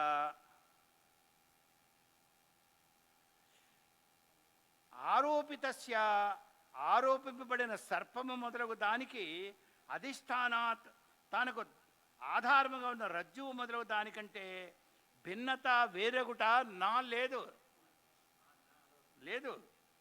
అంటే బ్రహ్మ ఏవ ఇదం విశ్వం చెప్పాం కదా, అది అధర్వణవేదమని. ఈ విశ్వమంతా బ్రహ్మం మాత్రమే అని ముండకోపనిషత్తు చెప్తోంది కదా, స్పష్టంగా చెప్తోంది. ఈ ఉపనిషత్తు అధర్వ వేదానికి చెందినది చెప్పాను కదా. మాండూకం, ముండకం రెండు కూడా అధర్వణ వేదానికి సంబంధించినవి. ఇంకా ఈ ఉపనిషత్తు అధర్వ వేదానికి చెందినది. మనం చూసే నామరూపాత్మకమైన జగత్తంతా బ్రహ్మమే కానీ వేరు ఏది లేదు.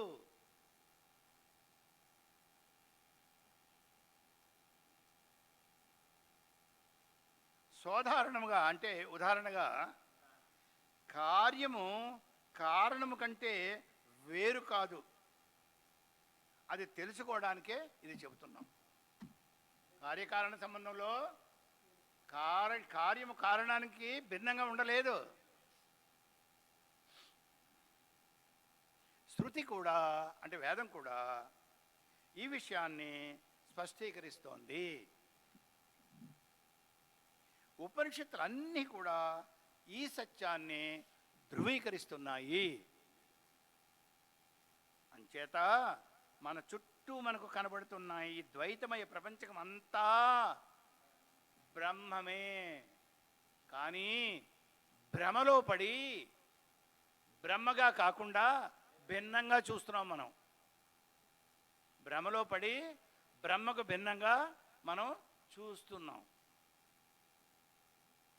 ఎప్పుడైతే నీకు పారమార్థిక సత్యం తెలుస్తుందో అప్పుడు ఈ ఆరోపితమైనటువంటి ఈ ద్వైత ప్రపంచం ఉందే దృశ్యం నశించిపోతుంది.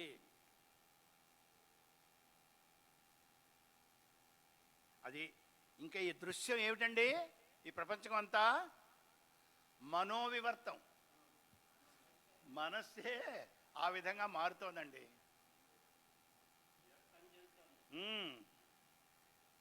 చెప్పాను కదా మీకు, పరిణామీవాదము వివర్తవాదమును రెండు వాదాలు ఉన్నాయి. బ్రహ్మని ఏ విధంగా తెలుసుకోవాలి అంటే పరిణామీవాదముగా మనం చెప్పుకోకూడదు. పరిణామీవాదం అంటే పాలు పెరిగైనట్టుగా, మళ్ళా పెరుగు పాలు అవ్వవు.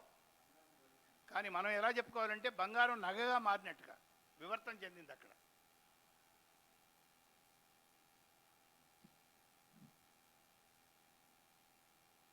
ఇంకా ఏదైతే ఆరోపింపబడిందో ఏదైతే ఆరోపింపబడిందో ఆ వస్తువు ఎక్కడుంటుందండి? దానికి ఆధారంగా ఏది ఉందో అందులోనే ఉంటుంది. ఇప్పుడు పాము ఆరోపింపబడింది, ఆ పాము ఎక్కడుందండి? తాడులో ఉంది. సో మిథ్య సత్య అసత్యం ఎక్కడుందండి? అది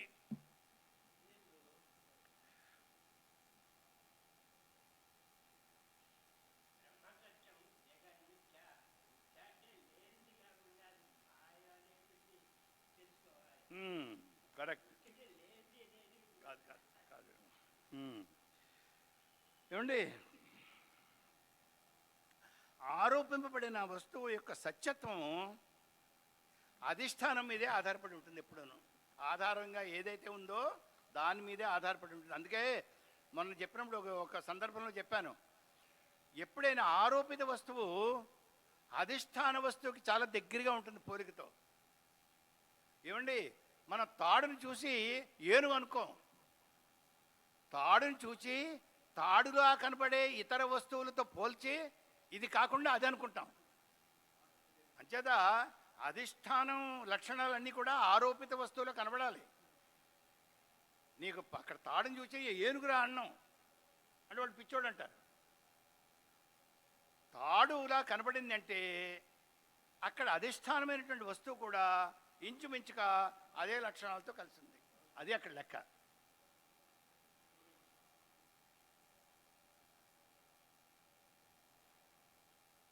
అది భూతం స్తంభం కంటే వేరు లేదు. ఇది మీకు ఎప్పుడు వివరంగా చెప్పలేదు కదా, చెప్తా. మీరు ఒక మనిషి ఒక ట్రావెలర్ వెళ్ళిపోతున్నాడు అడవిలోంచి, అక్కడ మనం చెట్లు సగం కట్ చేసేసేవారు, ఎండిపోయిన చెట్లు. ఒక సగం మాను ఉండిపోతుంది. చీకట్లో కాలినడకన వెళ్తున్నాడు. మా చిన్నప్పుడు కూడా వచ్చింది, పల్లెటూరులో వెళ్తున్నప్పుడు కలవరాగ్రహారం అటేపు అడవిలోంచి వెళ్ళాలి, పెద్ద పెద్ద పుట్టలు, ఆ పుట్ట పక్కన ఏమొచ్చు ఒక ఎండిపోయిన చెట్టు. ఒకప్పుడు చీకట్లో పడినప్పుడు వెళ్తూ ఉంటే ఆ చెట్టు దగ్గర మనిషి ఎవడో దొంగవాడు ఉన్నట్టుగా, ఏదో భూతం ఉన్నట్టుగా మనం భ్రమిస్తాం. అది ఉన్నది అక్కడ చెట్టే, కానీ మనకు భూతంలా కనపడుతుంది. సో ఈ ఆరోపితమైనటువంటి భూతం దేని మీద ఆధారపడి ఉందండి? చెట్టు మీద ఆధారపడి ఉంది అక్కడ. ఏమండి, ఇంచేట వాడు నిటారుగా వెర్టికల్గా ఉంటాడు మనిషి, ఈ చెట్టు కూడా వెర్టికల్గా ఉంది. పడుకున్న వస్తువుని చూసి భూతం అనుకోము, దొంగవాడు అనుకోము, పాము అనుకుంటాం. అలాగే అధిష్టాన వస్తువుకి చాలా దగ్గరగానే ఆరోపిత వస్తువు ఉంటుంది. అధిష్టాన వస్తువు ఆరోపిత వస్తువు ఇంచుమించుగా ఒకలాగే రూపాల్లో ఉంటాయి.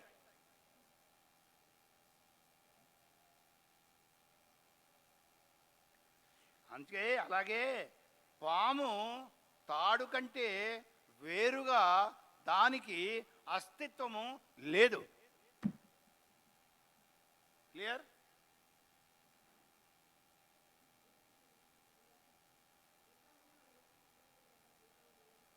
భూతము అంటే అక్కడ దెయ్యం కాదు, ఒక వస్తువు, ఇంకో వస్తువు. దొంగడు అనవచ్చు, లేదా ఇంకో మనిషి అయి ఉండొచ్చు, ఇంకెవరైనా వస్తువు అయి ఉండొచ్చు, అంతేగాని చెట్టు అనుకోడు.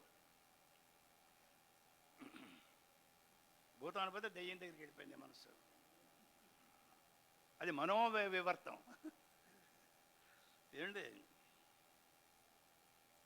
భ్రమ ఉన్నంత కాలము ఆరోపింపబడిన దృశ్యాన్ని మనం చూస్తూనే ఉంటాం. ఎంతవరకు ఆ పాము కనబడుతుంటుంది?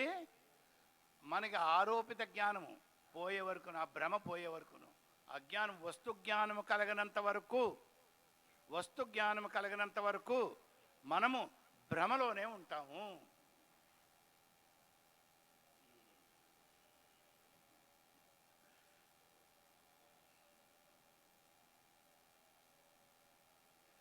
ఎప్పుడైతే మనకి సత్య దర్శనం అవుతుందో అప్పుడు మనం అధిష్టానం మాత్రమే సత్యంగా భావించి తద్భిన్నమైనటువంటి ఏ వస్తువును కూడా మనం నిరాకరిస్తాం. అప్పుడు మనకి ధైర్యం వస్తుంది. ఎంచేత? భయం పోతుంది. ఎంచేత భయం పోతుంది? అక్కడ ఉన్న ద్వైతం కాదు, ఇప్పుడు అద్వయం. ఎత్ర ద్వైతం తత్ర భయం పోతుంది. పాము తాడు రెండు ఉండడం వల్ల మనకి భయం కలిగింది. అక్కడ ఉన్న తాడే అని తెలిసిన తర్వాత ఇంక భయం లేదు మనకి. అది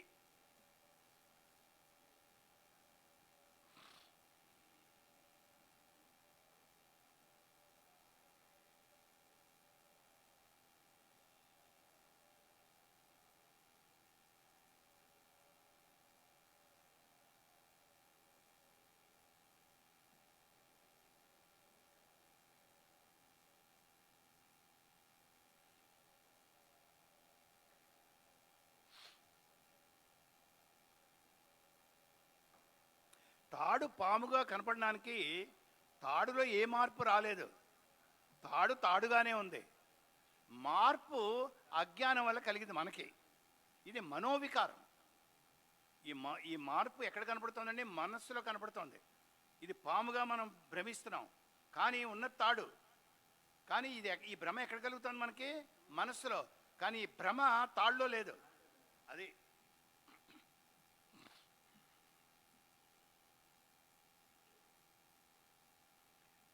సత్యం యది స్వాచ్య గదే తదాత్మనః అనంతత్వం హానిర్నిగమా ప్రమాణత అసత్యవాదిత్వం అపీసితు స్యాత్ నైతత్రయం సాధు హితం మహాత్మనాం. అదండి.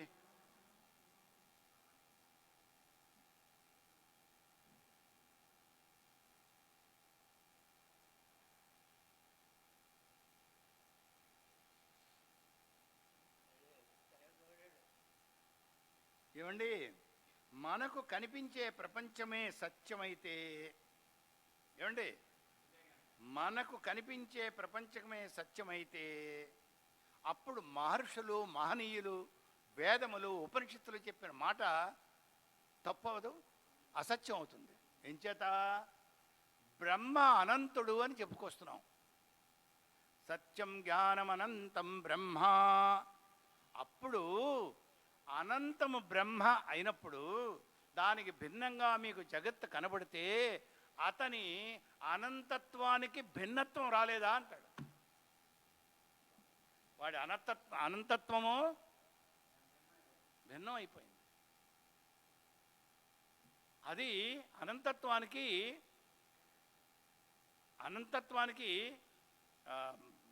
లోపం కనపడుతోంది, దోషం కనపడుతోంది అక్కడ. అనంతత్వ గుణంలో దోషం కనబడుతోంది. ఎంచేత దానికంటే వేరుగా ఇంకో వస్తువు ఉందంటే అది నన్ను కండిషన్ చేస్తుంది, అది నన్ను పరిమితం చేస్తోంది, నేను వాడిని పరిమితం చేస్తున్నాను. జగత్తు జగదీశ్వరుని పరిమితం చేస్తోంది, జగదీశ్వరుడు జగత్తును పరిమితం చేస్తోంది, రెండు వస్తువులు ఉండడం వల్ల. కానీ పరమాత్మ రెండు వస్తువులు కాదు, ఒకటే వస్తువు. ఆ వస్తువులోంచి ఇంకో వస్తువు ఉన్నట్టు కనబడినప్పటికీ ఆ వస్తువులో ఏ వికారము ఉండదు. అవ్యయ, అది అవ్యయము. ఇంకా టైం అవ్వలేదు. పూర్ణమద పూర్ణమిదం, అదే అర్థం.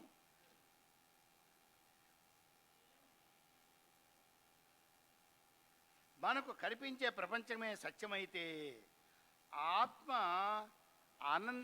యొక్క అనంతత్వానికి భంగం కలుగుతుంది. అంచేత మనకి ఆత్మకు భిన్నంగా ఏమీ లేదు. ఉన్నాయి అంటే శృతులు అబద్ధాలు చెబుతున్నాయని అర్థం. మహర్షులు అబద్ధాలు ఆడారని చెప్తారు, ఉపనిషత్తులు అబద్ధాలు అని మనం నిర్ణయించాలి. అది ఎంత పాపం అండి. వేదానిమే అబద్ధం అని చెప్పడం అంటే ఎంత కష్టం. అందువల్ల మనం నమ్మవలసిందే. అనంతత్వానికి భంగం ఎప్పుడు కలగదు, అనంతత్వానికి భిన్నంగా ఏదీ లేదు.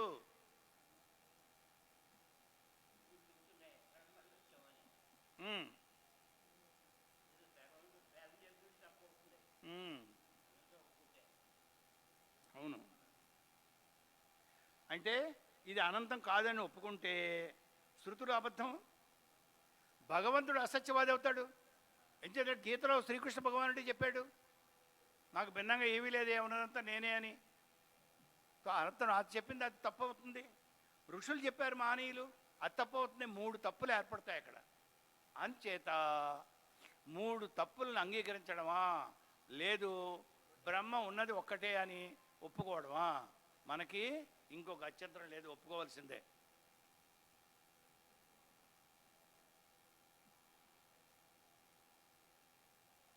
ప్రపంచం నిజం అంటే ఈ 3 ఉన్నాయి నీకు. ఏమిటి? బ్రహ్మ సర్వవ్యాపం అని చెప్తోంది.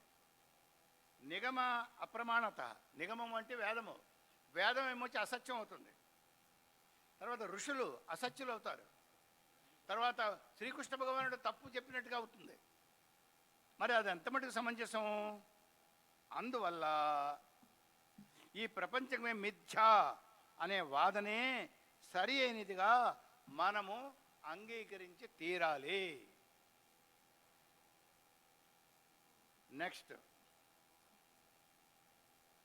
ఈశ్వరో వస్తు తత్వజ్ఞో నచాహం తేష్వస్థితః నచమస్తాని భూతాని కేవమేవ వ్యచీకృపత్. నియమించడం, వ్యచీకృపత్ అంటే నియమించడం. ఓకే.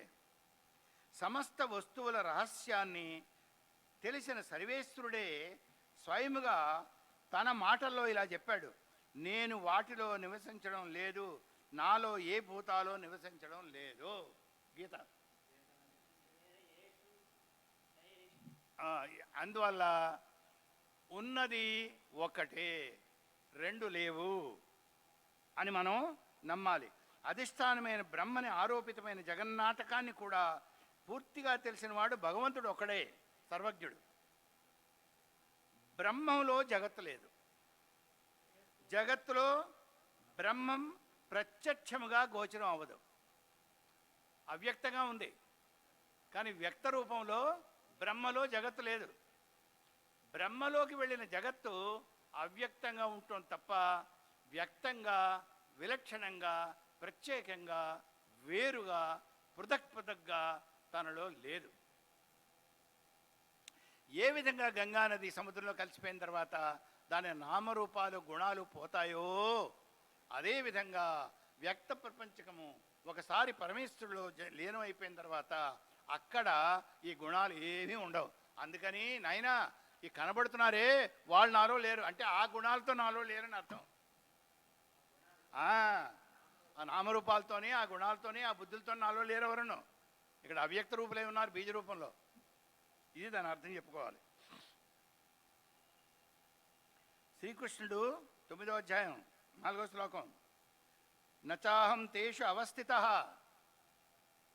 నేను వాటిలో వసించడం లేదు, వాడి దుఃఖాలతో నాకు ఏ విధమైన సంబంధము లేదు. మత్స్థాని సర్వభూతాని, నాలోనే అన్ని భూతాలు ఉన్నాయి. ఎలా ఉన్నాయండి? అవ్యక్త రూపంలో. ఈ నామరూపాత్మకమైనటువంటి ఈ దృశ్య రూపంలో లేవు, అవ్యక్త రూపంలో ఉన్నాయి.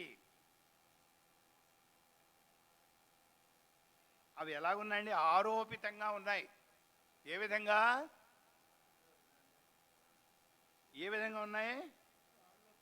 తాళ్ళలో పాము ఉన్నట్టుగా. తాళ్ళలో పాము ఉన్నట్టుగా. తాళ్ళలో పాము ఉందా? లేదా? మరి ఎక్కడి నుంచి వచ్చింది? లేకపోతే వచ్చిందా? ఉందా పాము?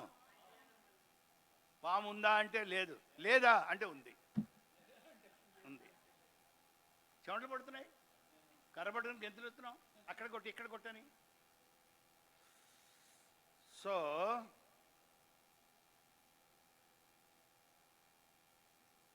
అయ్యా, ద్వంద్వాలతో కూడిన ప్రపంచమంతా సాపేక్షికంగా వ్యక్త అవ్యక్తాల దృష్టిలో మనం చూస్తే, ఆరోపిత జ్ఞానంతో భ్రమతో చూస్తేనే మనకి ద్వైతం కనపడుతోంది.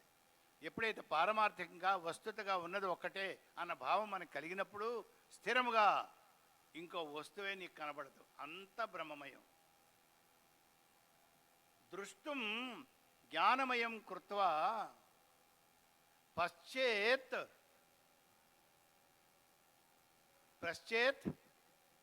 బ్రహ్మమయం జగత్. బ్రహ్మమయం జగత్. జగత్ అంతా బ్రహ్మమయం తెలుస్తుంది ఎప్పుడు? దృష్టం జ్ఞానమయం కృత్వా. ఈ జ్ఞానంతో, ఈ పారమార్థిక జ్ఞానంతో ప్రపంచగాన్ని నువ్వు చూస్తూ ఉంటే అప్పుడు ప్రపంచం కూడా నీకు బ్రహ్మగానే కనబడుతుంది.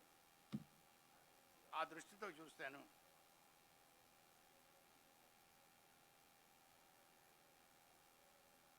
మరి జగత్తే నిజమైతే సుషుప్తావస్థలో ఉండాలి కదా. జగత్తే నిజమైతే ఇదే అక్కడ ఉండాలి కదా. సుషుప్తావస్థలో ఏది కనబడలేదు, జగత్తు ఉన్నట్టుగా మనకు అర్థం అవ్వలేదు. పోనీ స్వప్నావస్థగానే వస్తే ఇవాళ తిన్నటువంటి ఆనపకాయ కూర మన స్వప్నంలో రాత్రి రాకపోవచ్చు, అక్కడ ఇంకో కూర రావచ్చు. అంటే ఇంకో ప్రపంచం కనపడుతోంది, ప్రపంచం వికారం చెందుతోంది. మరి ప్రపంచం ఉన్నది అంటే, అస్థి అంటే అది వికార రహితంగా ఉండాలి కదా. స్వప్న ప్రపంచం ఒకలా ఉంది, జాగ్రత్త అవస్థలో ప్రపంచం ఒకలా ఉంది, సుషుప్త అవస్థలో ఏది లేకుండా ఉంది. అంటే ఒకప్పుడు ఉంటుంది, ఒకప్పుడు లేకుండా పోతోంది, ఒకప్పుడు ఉన్నట్టు కనబడుతోంది, ఒకప్పుడు లేకుండా ఉంది. దీనికి ఆది ఉంది, అంతం ఉంది. దేనికైతే ఆద్యంతాలు ఉన్నాయో, అది దేనికి ఆద్యంతాలు ఉన్నాయో, దేనికి ఆద్యంతాలు ఉన్నాయో, ఏదికి ఆది అంతాలు కలిగి ఉందో అది మిథ్య. దేనికి ఆది అంతము ఉందో, ఏది ఆదిలో లేదు, ఆఖరణ లేదు, మధ్యలో ఉన్నట్టు కనబడుతుందో అది కూడా లేనట్టుగా లెక్క. మాండుకోపనిషత్తు కారికలు. ఆదావంతేచి యన్నాస్తి వర్తమానేపి తత్తథా. మాండుకోపనిషత్తు.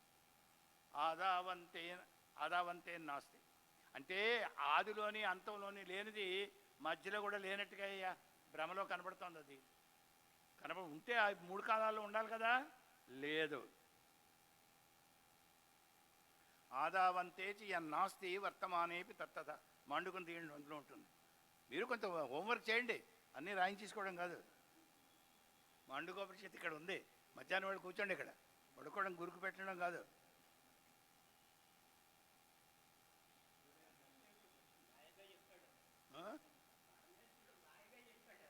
ఈశ్వరో వస్తుత జ్ఞానో నచాహం అయిపోయింది కదా, అది అయిపోయింది. ఓకే, ఏమండి నెక్స్ట్ 2:34. యది సత్యం అయిపోతాయి. ఇంక 2 ఉన్నాయి, ఒకటే 3 ఉన్నాయి, అయిపోతాయి. యది సత్యం భవేద్విశ్వం సుషుప్తా ఉపలభ్యతాం యన్నో ఉపలభ్యతే కించిదత్ కించిదత్ అసత్ స్వప్నవన్మునుషా. అదండి చెప్పుకున్నదే మనం. జగత్తే నిజమైతే సుషుప్తిలో కూడా కనబడాలి కదా. ఆ విషయం చెప్పేసాను, ఆల్రెడీ కవర్ చేస్తాను ఈ శ్లోకాలు. జగత్తే నిజమైతే సుషుప్తిలో కూడా కనబడాలి కదా. అక్కడ అసలు కనబడకపోవడంతో ఇది కూడా స్వప్నం వలె భ్రమ. ఏం చేత? జాగ్రత్త అవస్థ నువ్వు దేంతో చూస్తున్నావు? మనస్సుతో. నువ్వు ఎక్కడ అనుభవాలు పొందుతున్నావు? మనస్సులో. కళ దేనితో చూస్తున్నావు? మనస్సుతోనే. కళ దేని చేత సృష్టింపబడింది? మనస్సు చేత. మరి అది మనం మిథ్య అంటున్నాం, ఇది సత్యం ఎలా అవుతుంది అప్పుడు? ఇది మనోకార్యమే, అది మనోకార్యమే. రెండిటికి కారణం మనస్సు. మనస్సులోని లక్షణాలన్నీ కూడా మార్పులు చేర్పులు జాగ్రత్త అవస్థలో కనపడుతున్నాయి, స్వప్నావస్థలో కనపడుతున్నాయి. కానీ ఇది సత్యం అంటున్నాం, అదేమో అసత్యం అంటున్నాం. అది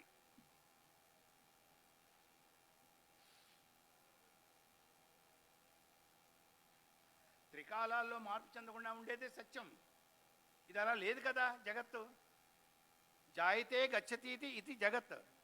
అది పుట్టింది, పరిణామం చెందుతూ ఉంది. పరిణామం చెందే సత్యం ఎలా అవుతుంది? అవదు. కాబట్టి జగత్తు కూడా స్వప్నం వంటిది మాత్రమే. ఈ రెండు కూడా ఒక విధమైన భ్రమలే, రెండు కల్పితాలే. ఈ రెండు కూడా భ్రమాజన్య భావనా ప్రవాహము. భ్రమాజన్య భావనా ప్రవాహం.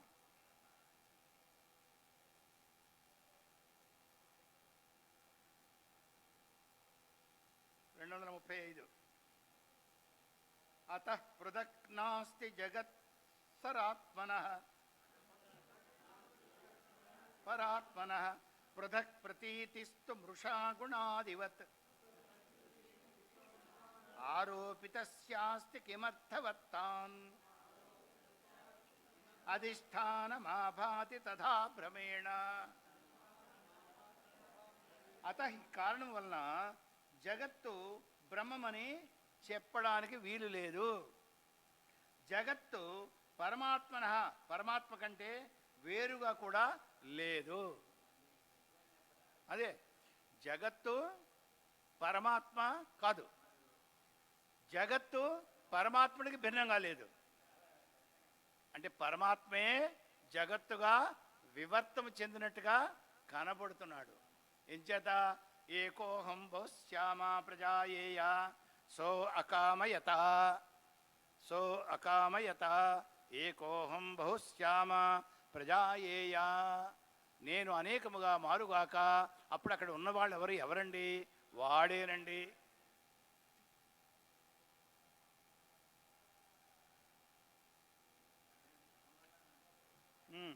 కాబట్టి పరమాత్మ కంటే వేరుగా స్వతంత్రంగా జగత్తుకు అస్తిత్వము లేదు. గుణాల వలనే ఇది వేరుగా ఉందనే భావం కూడా భ్రమే. అది కూడా భ్రమే. ఆరోపింపబడినది ఏది అయినప్పటికీ దానికి అధిష్టానం కంటే వేరుగా అర్థం ఉండగలదా? మాయాపాము అధిష్టానానికి భిన్నంగా ఉండగలదా? లేదు. మాయ వలన అధిష్టానమే ఈ విధంగా కనిపిస్తోంది. మాయ వలన అధిష్టానమే తాడే పాములా కనబడుతోంది. అదండి. ఇక 236 భ్రాంతస్య యద్దత్ భ్రమతః ప్రతీతం బ్రహ్మైవ తత్తద్రజతం హి సుక్తిః ఇదం తయా బ్రహ్మ సదైవ రూప్యతే ఆరోపితం బ్రహ్మణి నామ మాత్రం.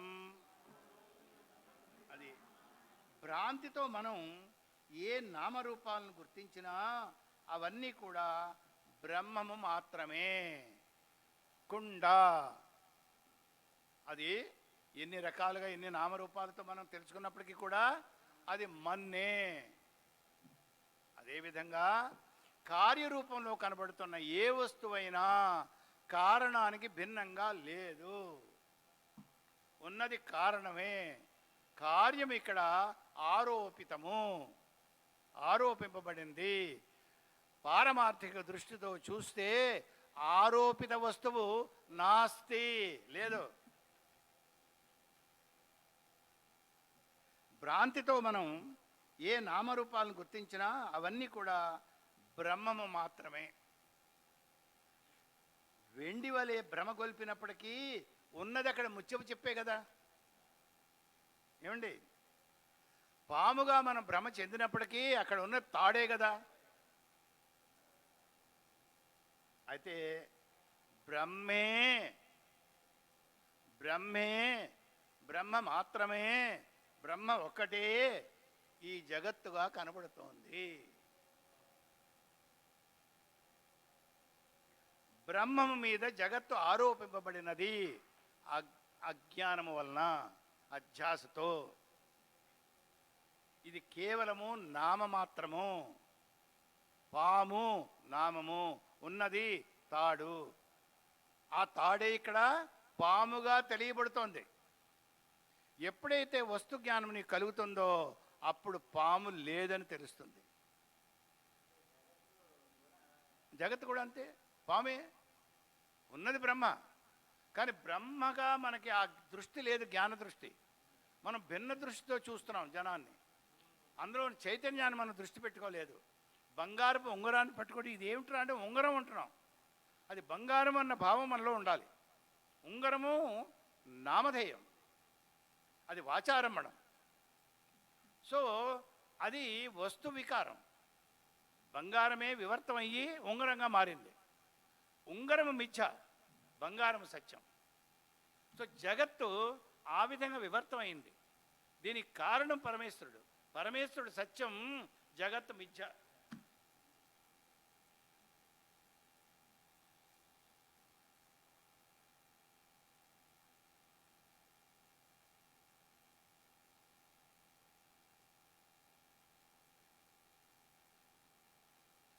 అదండి, ఇది అని ఒక రూపాన్ని కానీ, ఒక నామాన్ని కానీ, ఒక భావాన్ని కానీ మనం తెలియజేస్తూ ఉంటే అవన్నీ కూడా అధిష్టానం మీద ఆధారపడినటువంటి మిథ్యాజ్ఞానాలే.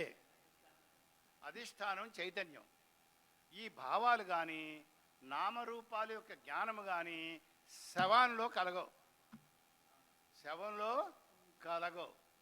ఇవి శివుడిలో కలుగుతున్నాయి. శవానికి శివానికి మధ్యన ఏముందండి? చైతన్యమే అధిష్టానంగా ఉంది. దేనికి? నీలో కలుగుతున్న భావ పరంపరలన్నిటికీ, మిథ్యా జ్ఞానాలన్నిటికీ కూడా ఆధారంగా ఉన్నది సత్య జ్ఞానమే.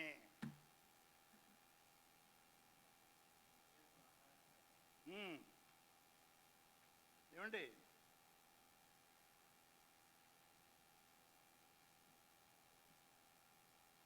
ఇంకా ఇక్కడ జైనులు పాపం వాళ్ళకి శాస్త్రం యొక్క హృదయం పట్టుకోలేపారు.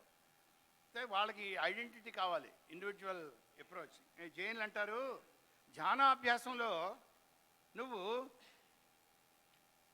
పుట్టకముందు నీ ముఖం ఎలా ఉందో అది ఊహించంటాడు. ఎలా ఊహిస్తావు?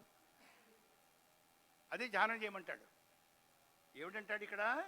నువ్వు పుట్టకముందు నీ ముఖం ఏ విధంగా ఉండేదో దాన్ని ధ్యానించు. అని అర్థం ఏంటి తెలుసండి? అంటే అవ్యక్తాన్ని ధ్యానించని. వాళ్ళు అది పాపం పట్టుకోలేపారు. అది అవ్యక్తం. అక్కడ ఏముందండి? అవ్యక్తం. పుట్టకముందు ఏముంది? అవ్యక్తం. అవ్యక్తం అంటే ఏ భావము లేకుండా ఉన్న స్థితిని ధ్యానించమన్నాడు. అదే బ్రహ్మ. పదాలు మారే తప్ప భావం కరెక్ట్గా ఇంటర్ప్రిటేషన్ చేయలేపారు.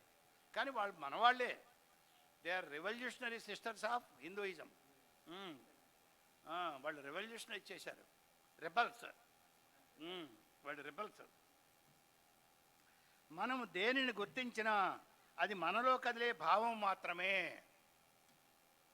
చైతన్యంలోనే కదలిక ఏర్పడితే భావం వ్యక్తం అవుతుంది.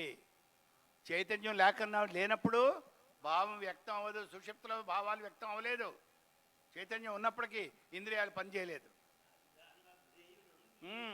కాబట్టి దేనిని చూసినా అది చైతన్యమే, సత్ చిత్ ఆనందము. ఈ మూడు లక్షణాలు కనబడుతున్నాయి. సత్తు, చిత్తు, ఆనందము, నామము, రూపము. హంసపంచకం అంటారు దీన్ని. హంసపంచకం. హంస, హంస అకారం, అకారం సున్నా మడత సా, హంసపంచకం. ఈ హంసపంచకంలో అస్థి బాతి ప్రియం దైవ లక్షణం, అది బ్రహ్మ లక్షణం. అస్థి బాతి ప్రియం బ్రహ్మ లక్షణం. ఏ తత్శేషం అంటే నామము రూపము జగత్ లక్షణం. నామము రూపము జగత్తు లక్షణం. తో ఇది హంసపంచకం. తో మొత్తం జగత్తు, జగదీశ్వరుడు ఈ 5 రూపాల్లోనే కనబడుతున్నాడు మనకి. నామము రూపము అస్థి బాతి ప్రియం. హంస, హంస, హంస స్పార్క్, హంస అండి, రే, హంస. అకారం సున్నా మడత సా, దైవాంశ సంభూతులు అంటారే హంస.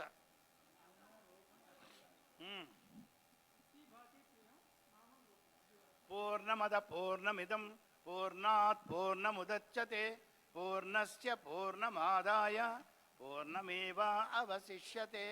ఓం శాంతి శాంతి శాంతి.